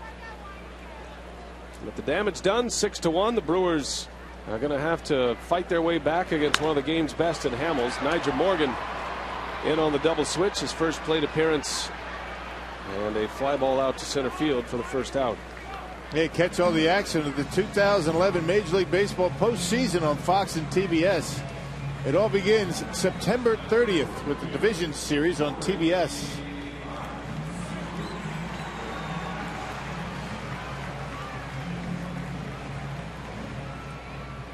An embarrassment of riches for Charlie Manuel. His biggest decision will be how does he slot his fantastic starting pitchers come postseason time. Where does he, you know, he's going to put Halladay in that top spot. He had a pretty good first postseason game last year. Yeah. Figure it'd be Halladay, Lee, and Hamels. And then the big question of who will be the 4th starter for the Phillies, Roy Oswalt or Vance Worley. Tough problem to have. Man. Poor Charlie. Every team wishes they had that problem, right?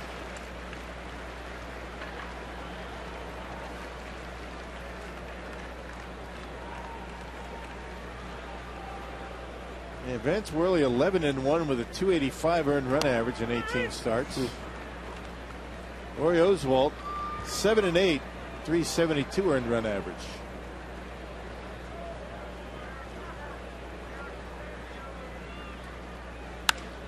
That one's hit hard. Deep right center field. Pence looks up.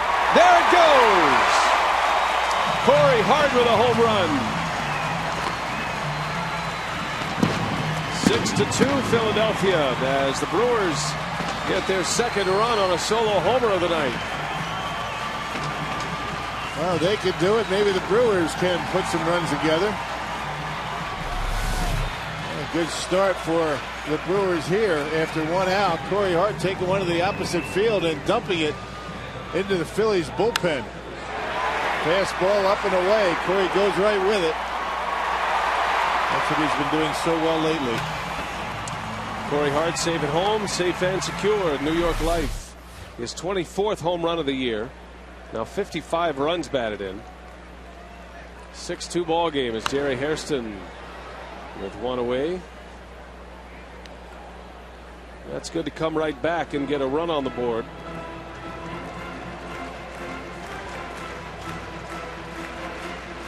Hamels has given up just 3 hits, but 2 of them have been solo homers. Betancourt and Hart.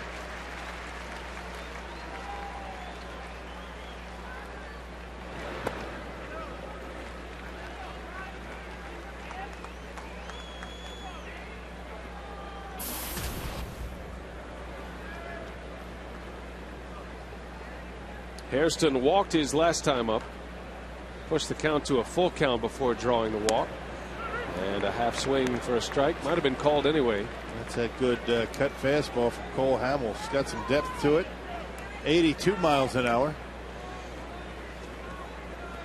Not sure if you call it a slider, a short slider, or a cutter. Whatever you call it, it's a good pitch.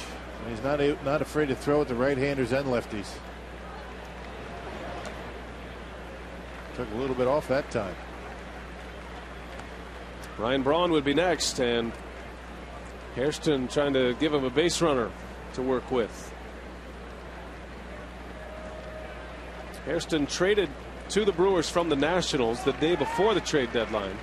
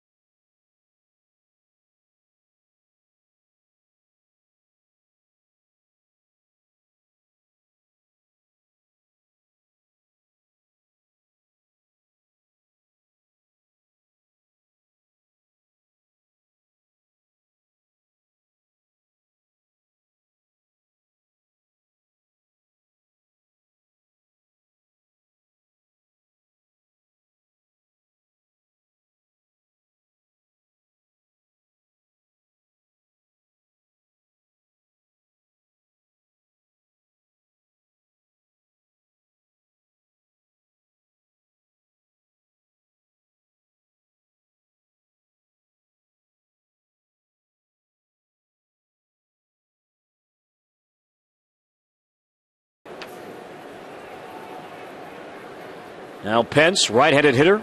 And Dillard misses outside with a breaking ball, ball one.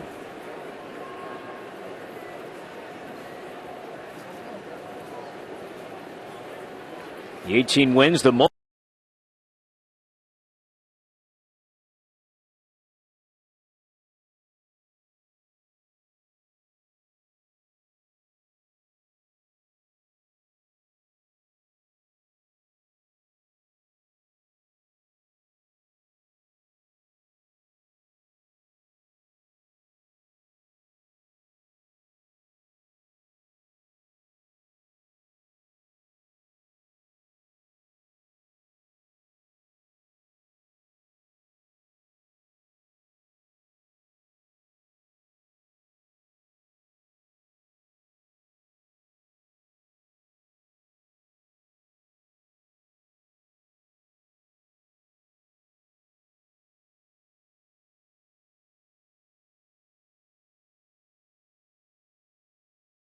First two down and the 2-1.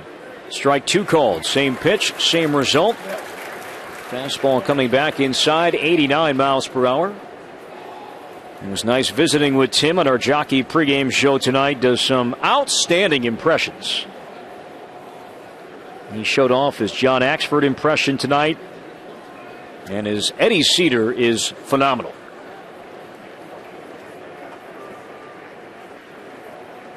And the 2-2 outside, ball three. If you want to hear them yourself, you can do so by going to jsonline.com/Brewers, the audio archive link on the left side of the screen. An archive of all the interviews we do each and every day throughout the season. Also a good one tonight. Runner goes, the 3-2, swing and a tapper, back to the mound. Dillard gloves, third base side, throws to first, and the inning is over. Phillies get a hit, don't score, leave one. Time to stretch at Miller Park. Brewers need to rally. They're down 6-2.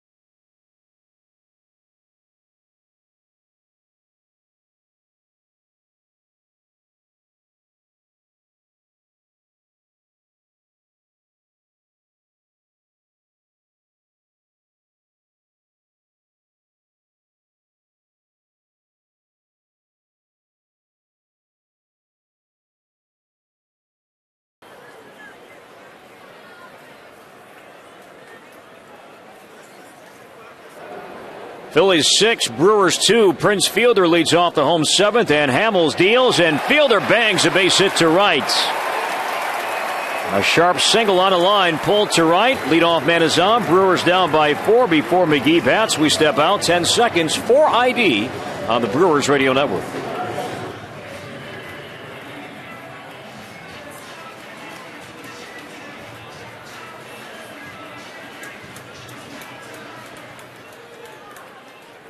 The fourth hit off Hamels tonight. A leadoff single by Prince. One on, nobody out. 6-2 Philadelphia. Now Casey McGee 1 for 2 tonight. He picked up a base hit back in the second. And the pitch, a swing and a fly ball, playable, shallow right. The second baseman Martinez backpedals and makes the squeeze for out number 1. So 2 pitches thrown by Hamels this inning. Fielder singled. McGee pops out. 1 down, and here's Betancourt, who homered back in the 5th inning. That gave the Brewers a 1-0 lead. Hamels left a fastball up, and Betancourt banged one out to left for his 11th of the year. He belted 16 last year. Betancourt now 11 homers and 57 driven in. Lucroy on deck. Hamels from the stretch. And the pitch, and Betancourt takes a strike. Your Wisconsin Toyota dealers are proud to sponsor the Brewers and the Toyota territory here at Miller Park. Visit buyatoyota.com to find great deals on all of your favorite Toyota models. Brewers down by 4, 7th inning. And the 0-1 is swinging a tapper back to the mound. Hamels picks it up. He'll look to second, throw to first, and Betancourt is out number 2, with Fielder advancing down to second on the play. Take a look at our U.S. Cellular text the booth, text of the ball game. It comes from a Filper against the Saints. Check it out now, foxsportswisconsin.com. So 2 gone, and here comes Lucroy.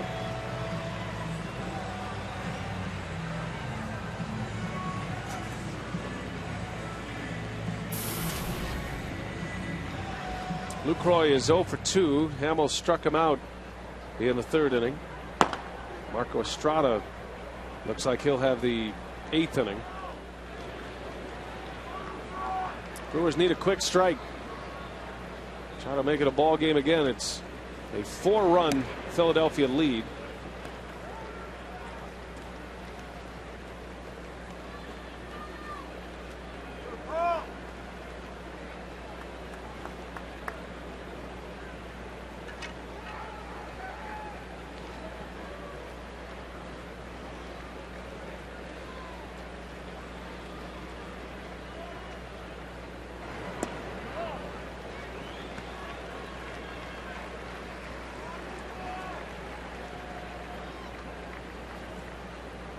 Hamels with 86 pitches.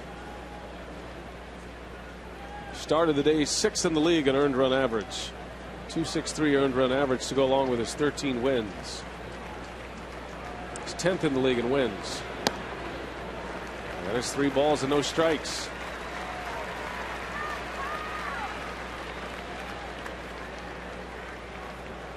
Yeah, 10th in the league in wins, and he's got the best opponent batting average of any National League starter this year, coming in at .210. Doesn't give up many hits, doesn't walk many, not many base runners.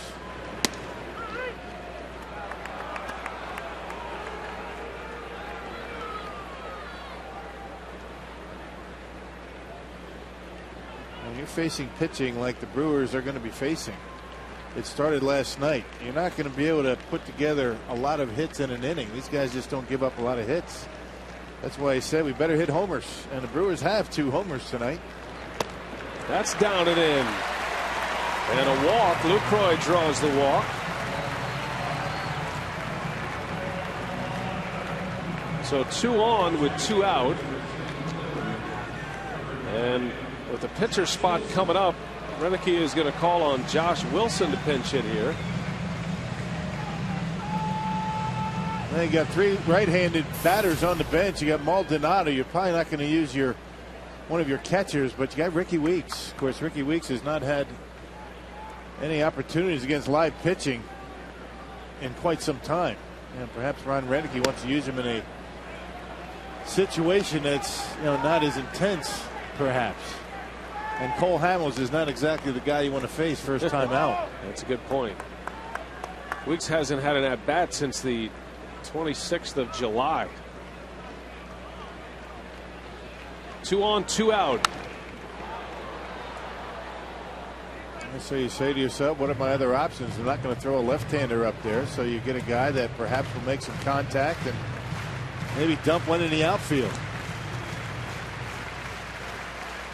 Josh Wilson, as a pinch hitter this year, is 3 for 18. One of those 3 hits a home run, but not a home run hitter.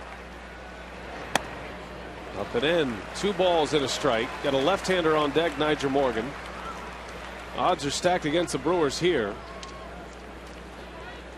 With Wilson and Morgan coming up, that's a tough matchup for Nyjer. But Wilson trying to come up with a big one here. Fielder at second, Lucroy at first. And a hitter's count for Josh Wilson. 2-2 to count.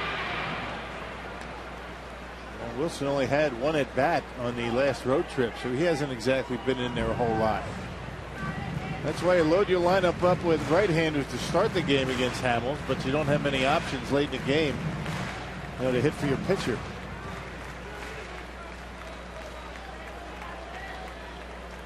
Two balls, 2 strikes.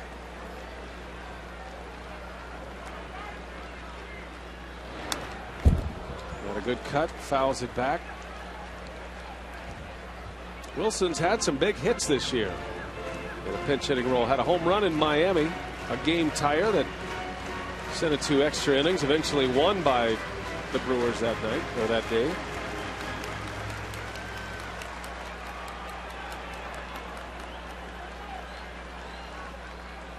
Two balls, 2 strikes. Hamels delivers, and a bouncing ball to third. Easy play for Polanco, and the threat is over. Brewers strand 2, still 6-2 Philadelphia.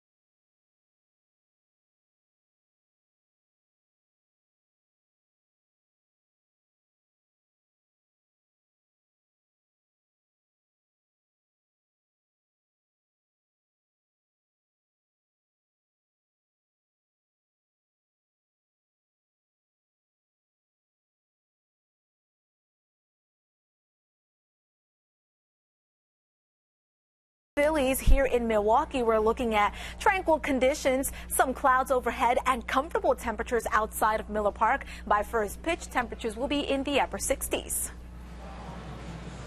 And our Miller Lite What's on Tap for tomorrow. The Phillies and the Brewers on Fox Sports Wisconsin. A reminder that Saturday the Brewers and the Phillies on WMLW. And then back on Fox Sports Wisconsin Sunday, the pitching matchups. Markham against Roy Halladay tomorrow. Randy Wolf and Cliff Lee on Saturday night, and then Gallardo against Vance Worley Sunday. I'm looking forward to that gold T-shirt day on Saturday. I can't believe we can actually wear a T-shirt on the air. Yeah, we're not going to knot up. We're going. I'm fired up. We're going cash. Going gold, even in the booth. Marco Estrada on the mound to work the 8th inning against the Phillies. Well, the Brewers had a great opportunity last inning. 2 on with 2 out. Josh Wilson pinch hits and grounds out to end the threat.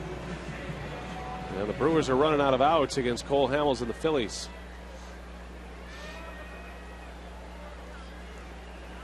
So Estrada will take over for Dillard. A 6-run 6th inning for the Phillies, the difference in this game. It's the only inning they've scored tonight. That might be all they need.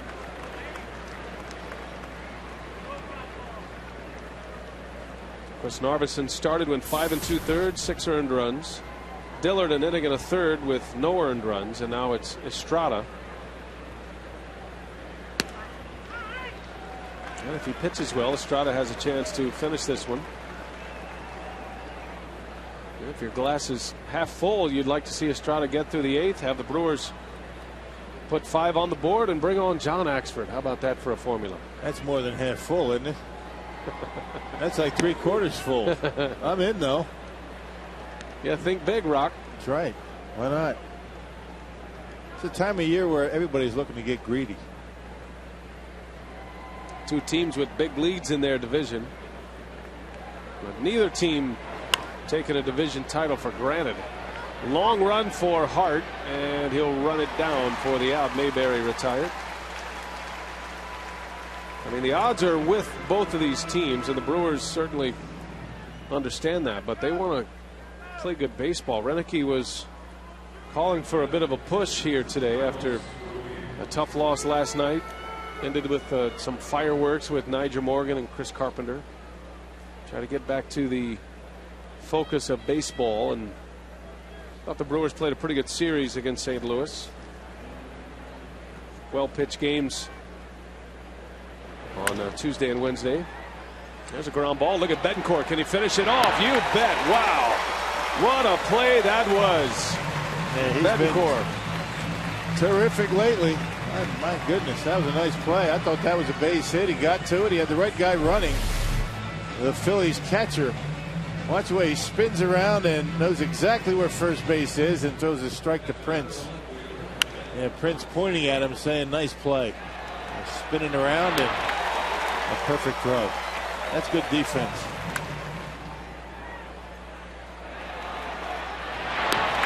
I think you're right, Rock. That's a good observation. He's stepped his game up for sure. I don't know, Betancourt doesn't speak much English. Not sure if he was dealing with any injuries at all. Certainly nothing reported. But he's a lot more mobile, showing a much better arm in the second half. And throwing everything right on the line. I mean, there are times when he kind of lets up a little bit and maybe he'll throw flat-footed. That's when his throwing errors were happening, but he's not doing that now. Showing a very good throwing arm. Uni hit his 11th homer of the year back in the 5th inning.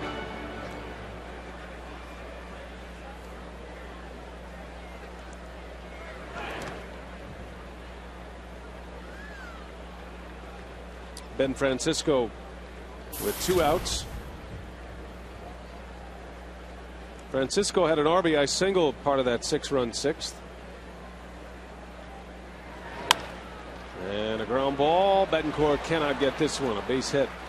Another 2-out hit for the Phillies. Their 9th 2-out hit. Their 10th hit overall. They had 1 hit entering the 6th inning.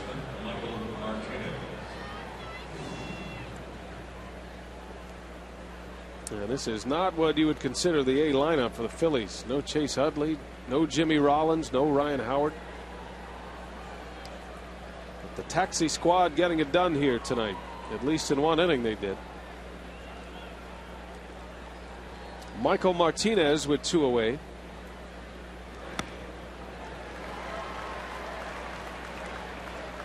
Braves and the Mets go to the bottom of the 8th inning now. Atlanta trying to sweep a doubleheader from the Mets. They lead 3-1. Already won game 1. How about their road trip? The Braves were in Philadelphia last night. They got swept by the Phillies. They had to go to New York tonight for not just a makeup game, but a makeup doubleheader. They fly to St. Louis tonight after the game, and they start a weekend series with the Cardinals tomorrow in St. Louis. I hope the Atlanta Braves are well rested. Brewers need the Braves to do some damage against the Cardinals over the weekend. And the Braves are saying the same thing to the Brewers concerning the Phillies. 10.5 game lead. That's a tough one to make up. I mean, even the 8.5 game lead that the Brewers have is going to be tough for the Cardinals. But it's anything's possible in this day and age. You never know. Got to keep winning. The last thing the Brewers want to find themselves in a position that they need help from somebody to beat the Cardinals. I mean, they don't need that. They just need to win games. That's the nice thing about being in first place. You're in control of your destiny. Stolen base for Francisco. Runner at second with 2 away.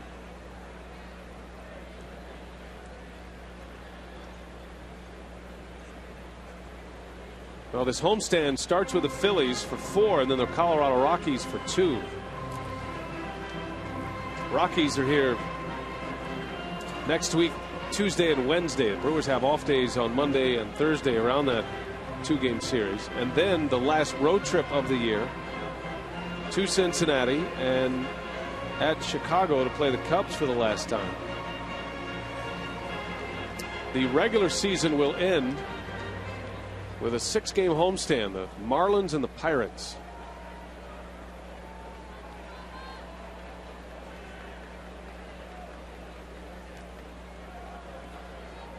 Two and 2 the count on Martinez. Count goes full, 3-2.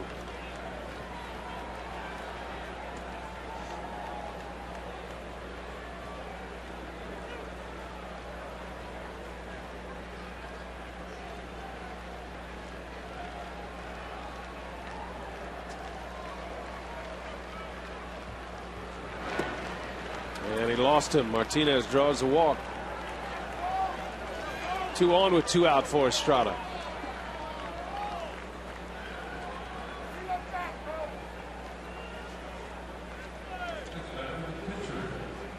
Yeah, probably being a little bit careful with Martinez, knowing that Cole Hamels is on deck. And not the worst thing in the world to draw out Charlie Manu to see if he'd pinch hit for Hamels, but that's not going to happen with a 4-run lead. And a pitch count that's in pretty good shape.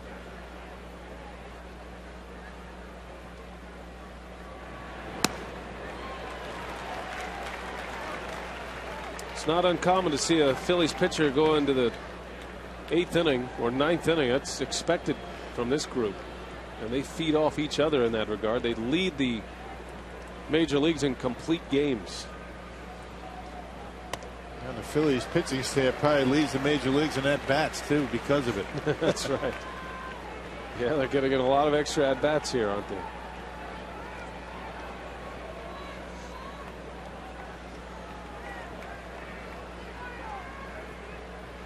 Roy Halladay leads the league in complete games. He has 7 on his own. The Brewers as a team have 1 complete game this year. Halladay's finished 7. Cliff Lee is second with 6.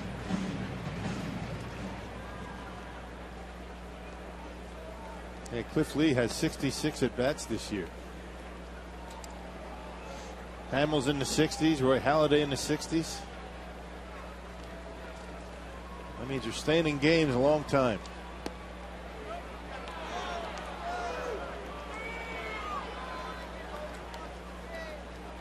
Giovanni Gallardo leads the Brewers pitching staff in at bats with 62.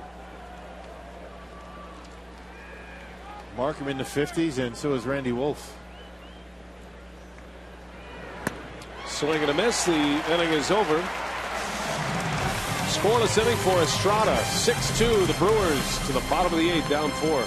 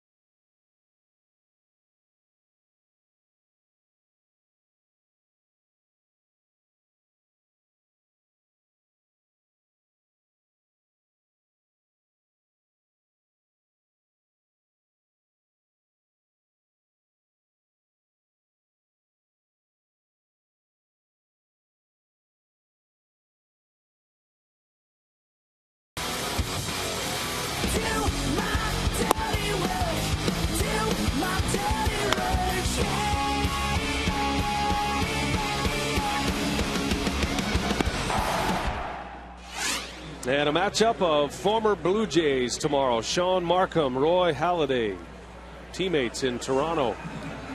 Markham a 12-game winner, Halladay a 16-game winner, a 2.49 ERA. In the Cy Young discussion, Roy Halladay once again, the Cy Young Award winner from last year. Brewers hit him pretty well in April. Yeah, the Brewers took 2 out of 3 from the Phillies in April. One of those losses on Roy Halladay. Nigel Morgan leads off. Cole Hamels back out there for his 8th inning of work. Some changes defensively. John Mayberry Jr. goes to left field as Ross Glode, who had the walk-off hit yesterday for the Phillies, takes over at first base. Morgan, a bouncer, knocked down. Valdez to his feet. Throw in time for the out. Oh, it looked like Morgan beat it out. But out is the call from Angel Hernandez. Yeah, same play back in the 6th inning was a safe call by Angel Hernandez. Pretty close over there at first base. Niger getting down the line pretty well. Bang, bang, and Angel Hernandez rings him up. Morgan 0 for 2 tonight. He came in on a double switch earlier as Hart rips one right to Valdez. And 2 quick outs for Cole Hamels here in the 8th.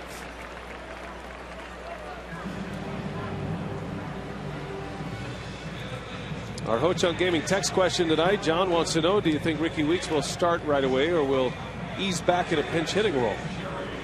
He's not quite ready to start and play 9 innings. They're talking about getting him at bats first, and then they'll start to work him in defensively.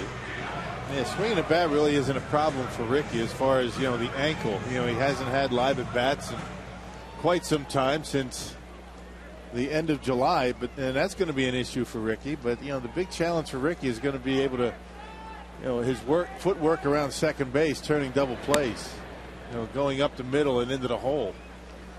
All those quick bursts, running the bases could even be an issue. Hitting that base with that ankle.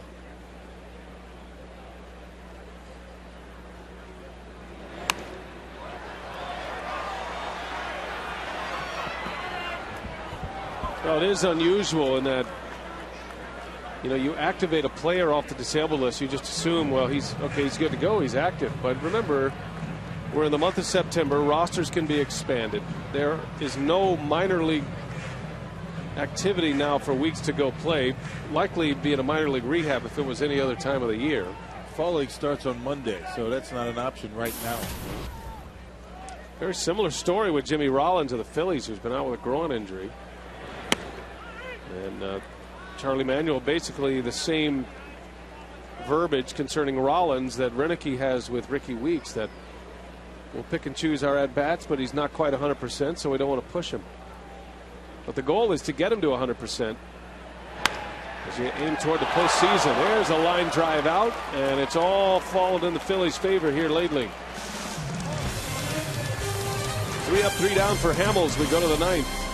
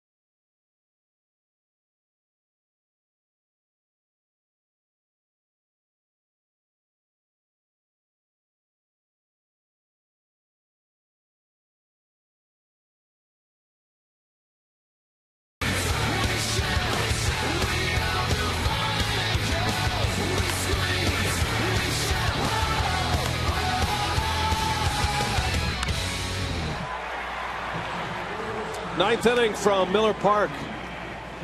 Got the rally ears on, I guess.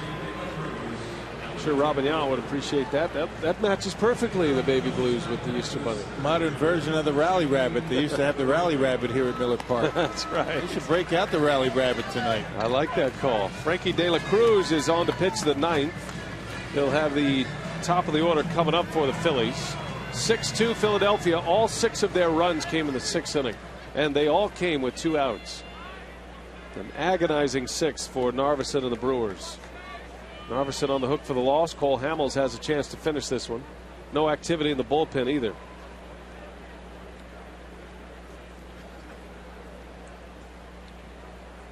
Dillard goes an inning and a third scoreless.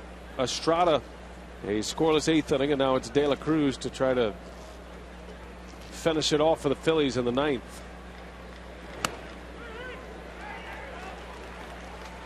One of the reasons the Brewers are keeping an eye on, or at least we are up here in the booth, and those who cover the Brewers keeping an eye on the Arizona Diamondbacks. Arizona is just 2 games back in the loss column to the Brewers starting play today. Philadelphia with the best record, and the Brewers with the second best record. Brewers are 2.5 games ahead, but just 2 up in the loss column. And that's the main column you look at.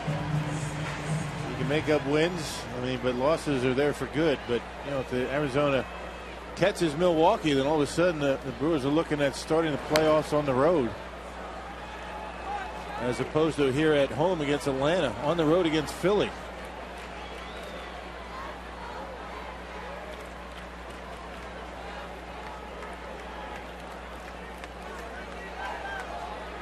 Packers just had a kickoff return for a touchdown. That's why the big ovation here. The odd chance. Return, yeah. They all go into the end zone now, don't they?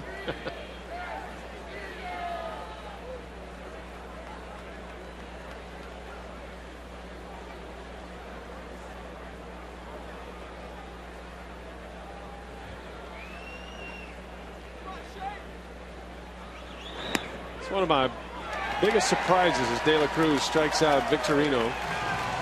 My first year with the Brewers in 07, and we're doing a game this time of year, and all these random cheers. I had no idea what was going on. Right. I didn't know the Packers were playing back in 07. Now I get it. Was it a Sunday? It was a Sunday. Sunday in September? Pretty good odds. Well, tonight it's Thursday, a rare Thursday game.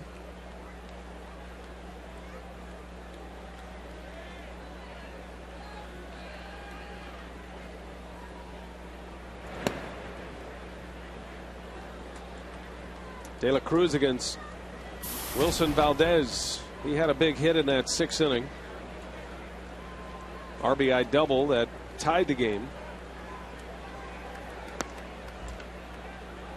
It's just one of those innings that I'm sure as a pitcher, Chris Narveson's going to just be replaying that inning over and over.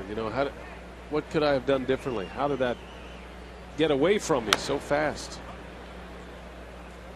It just wasn't making his pitches. Perhaps that double down the line, Narveson might have thought that was out of the ballpark, shook him up a little bit, and before he could really take a breath, the Phillies had 3 runs on the board. And then you get that questionable call at first base, just couldn't recover.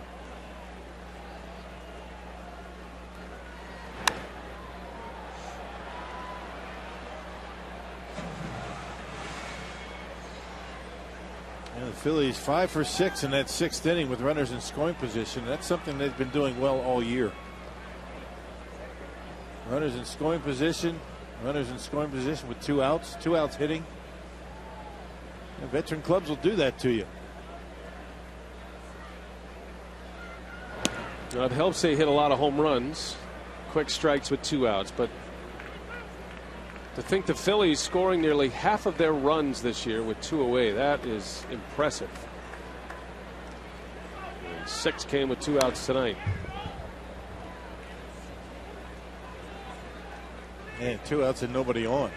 I think a lot of teams would be surprised how many runs they score with 2 outs.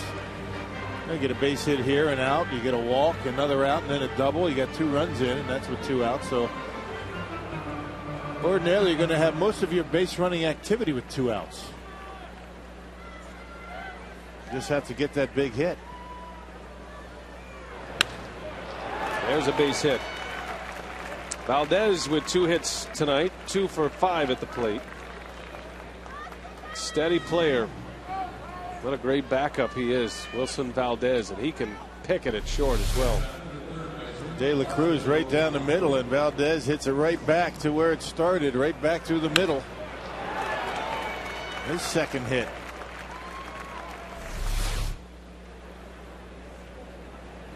So 1 out, man on first for Placido Polanco.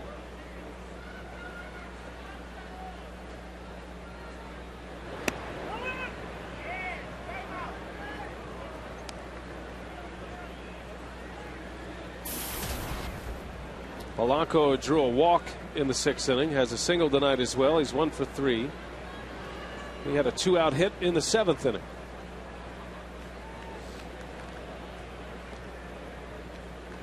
Well, we'll see if Charlie Manuel has Ryan Howard back in the starting lineup tomorrow. Howard rolled his ankle last year and hasn't been quite the same since. He's not running all that well. He's got a little bit of bursitis in that foot, some strain on the Achilles. And you have to wonder, Charlie Manuel pushing this lead to 10.5, you know, how willing will he be to push Ryan Howard or his injured players, Jimmy Rollins, Ryan Howard? You rest him now as opposed to at the end of the season. Last thing you want to do is sit your guys out in the last week and they lose their edge. Remember the Cubs did that in 08. Got swept by the Dodgers. You got a big lead, and you got some capable fill-ins, and you just let them get healthy. Jerry Hairston made a good point today, talking about a push to the postseason. He was with the Yankees World Series winning club in 09, and a series they won against the Phillies. Hairston was saying it's important to be the hottest team going into the postseason, to have the hot finish. Not necessarily the best, right? I mean, the Giants are a perfect example. They went right down to the wire last year with the Padres, remember. Had to secure it on the final day of the season. And they blew right through the playoffs. They went 5 games with the Braves. And finally beat the Phillies, and then on into the World Series where they clipped the Texas Rangers in 6. I remember that Colorado team that won what? 19 out of 20? What was it? 20 out of 21 in 07. Yeah, they got hot and they got into the World Series. You're right. Just got to be playing well at the right time. Cardinals, the year they won it. Cardinals in 06 won the World Series with just 83 regular season wins to win the division that year.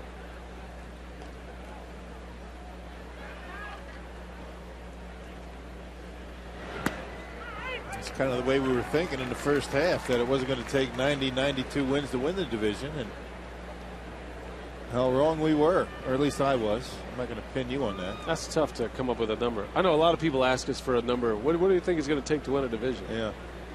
You never know. Didn't think it was going to be 90. It looks like it's going to be. It's kind of fun to look at it now, and that we have 3 weeks left to look at it. What will the number be right now? Brewers are at 85 wins. Is 90 going to do it? We'd like to win 10 more games. Get to 95. Cardinals have 76 wins, 67 losses. Just win one more than the second place team. That's all you need to do. That's right. Whatever that number is. Yeah, if 90 is the number, the Cardinals are going to have to win 14 of their remaining 19. The Brewers would have to win 5 of their 18. That's when you talk about the math is in the favor of Milwaukee. That's what you're talking about. You good at odds? But nobody wants to talk about math. Right. I'm not good at odds.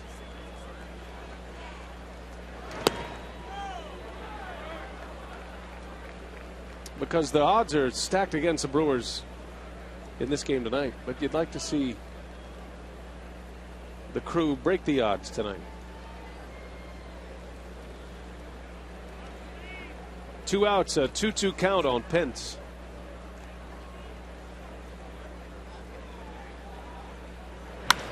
That one's hit hard. Right center. This is way back off the bottom of the wall. Here comes Valdez around third. Hairston's throw to the plate cut off, and another run is in. Pence has been doing this ever since he arrived in Philadelphia. What a pickup he has been. Was that another 2-out run? Another 2-out run, the 7th of the ball game for the Phillies at 7-2. A ringing double into center field, and Nigel Morgan playing relatively deep, still not able to get there. That's how hard this ball was hit. Look how deep he's playing. He got a pretty good jump. It was slicing away from Nigel, right at the base of the wall, and Valdez, who singled with 1 out, able to score from first.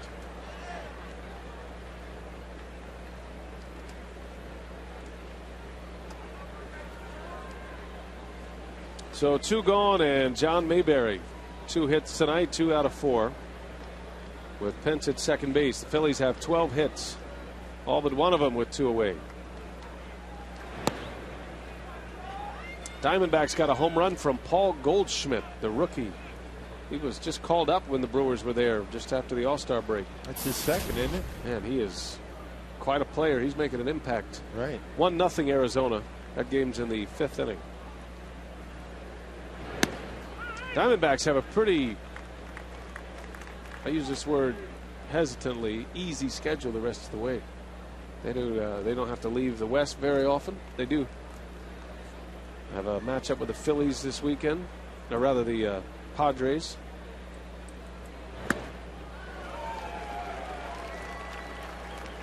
Nothing's easy this time of year when you're trying to close out the division.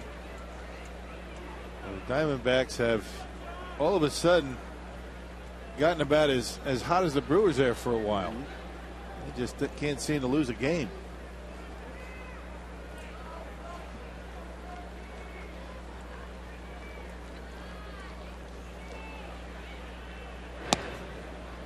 Diamondbacks do not leave the West Coast the rest of the year. They travel to Los Angeles to play the Dodgers and then San Diego for the Padres.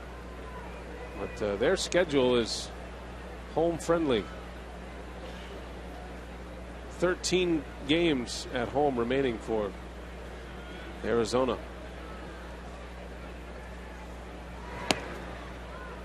Surprises me that the Diamondbacks have run away a little bit from the Giants. I don't know if I'm more surprised with Arizona or the Giants. San Francisco starting the day 7 back. Giants are beat up. A lot of guys hurt. Including their setup man and Romo and their closer Brian Wilson. Diamondbacks opponents the rest of the way: San Diego, Los Angeles, a home and home with the Dodgers. Home and home with the Padres. They play the Pirates and the Giants. Just one more series with the Giants this year for the Diamondbacks.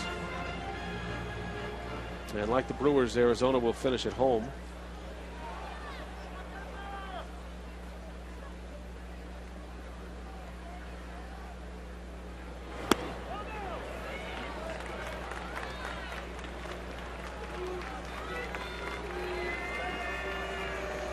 So De La Cruz now with 2 on, 2 away. And it'll be Carlos Ruiz.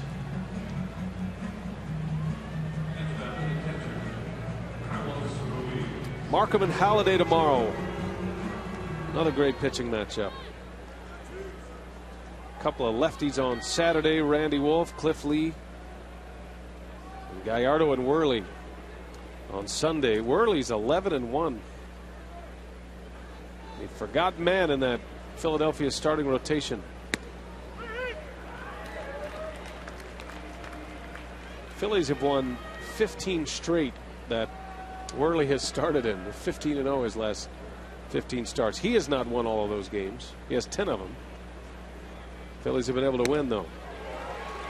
The amazing thing about Philadelphia, would you agree that most of their punch comes from the left side of the plate, left-handed hitters?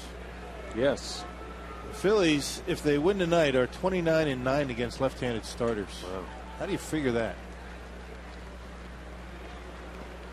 Well, that's something. And again, if they win tonight, they will have won 11 in a row against left-handed starters. You'd think it'd be just the opposite. You would. Yeah. Left-handed pitcher neutralizing left-handed hitters. Although the left-handed hitters for the Phillies are pretty good. Right. Chase Utley, Ryan Howard, Ibanez.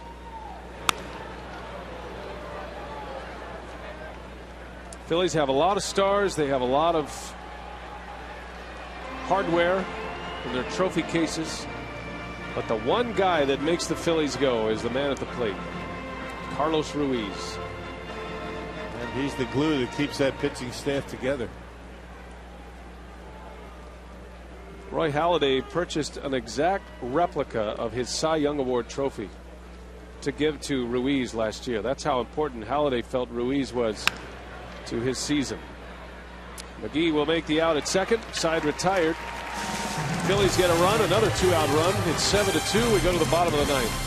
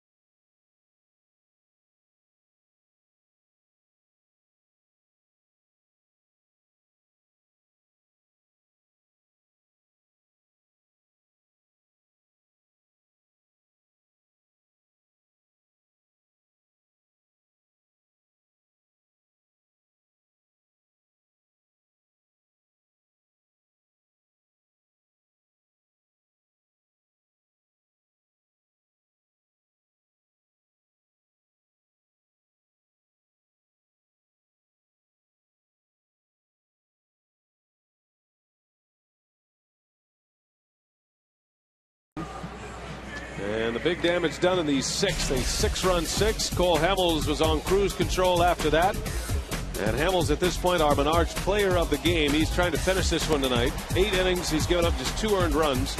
Solo homers by Betancourt and Corey Hart. The 2 runs that have scored for the Brewers against Hamels. It hasn't allowed more than 1 base runner, or I should say 1 hit in any inning. That was the 7th where he had 2 base runners, a hit and a walk. But other than that, he's been spot on with his command, all 4 of his pitches tonight. A freight train of the Philadelphia Phillies starting rotation. They just keep coming at you day after day. And the kind of starting pitchers that go deep into games and kind of render a bullpen useless at times. I mean, you don't need to go too deep in your bullpen. Philadelphia probably 2 deep, maybe 3 deep right now. They've got Bastardo for the 8th inning, and Ryan Matson's had a terrific year closing games. Brad Lidge no longer the closer. He's back and now pitching primarily in the 6th or 7th innings, which is an inning that doesn't need to be covered very often. Just like in that Brewers bullpen, not often do you need a reliever in the 6th inning. 7th, 8th, 9th perhaps. A lot of times 8th and 9th is all.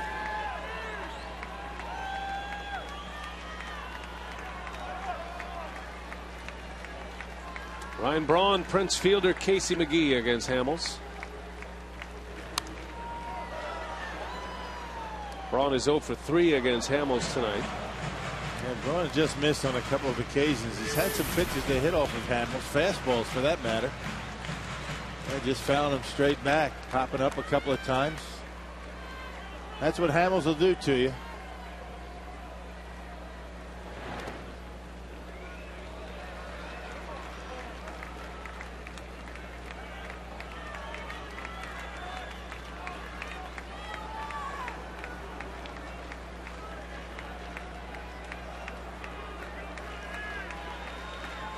Full count to Braun.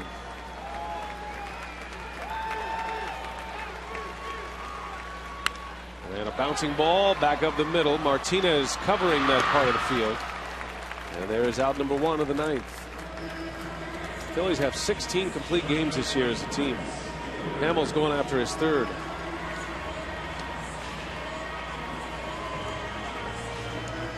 Problem with the Phillies starting rotation, they throw so many strikes. They're usually around the strike zone. The approach against them is to be aggressive. Otherwise, you're going to be down 0-2 all night. You have to go up there swinging. This fielder pops up on the first pitch for out number 2. Yeah, that's the philosophy against every good pitcher. I mean, that's what teams have done against Zach Greinke, Yoani Gallardo. The deeper you get into the count with these guys, you get 2 strikes, and it's tough to get hits. You know, Cy Young Award winners, Cy Young candidates are always guys who are going to be ahead in the count, get strike 1. Which is why they're able to get deep in games and finish games.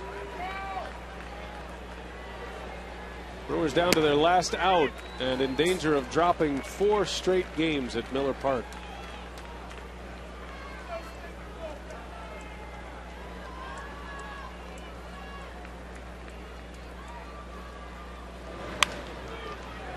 And a ground ball to 3rd. This should do it. Polanco makes the play. And the Phillies dominate the Brewers tonight. A 6-run 6th inning. They win it 7-2.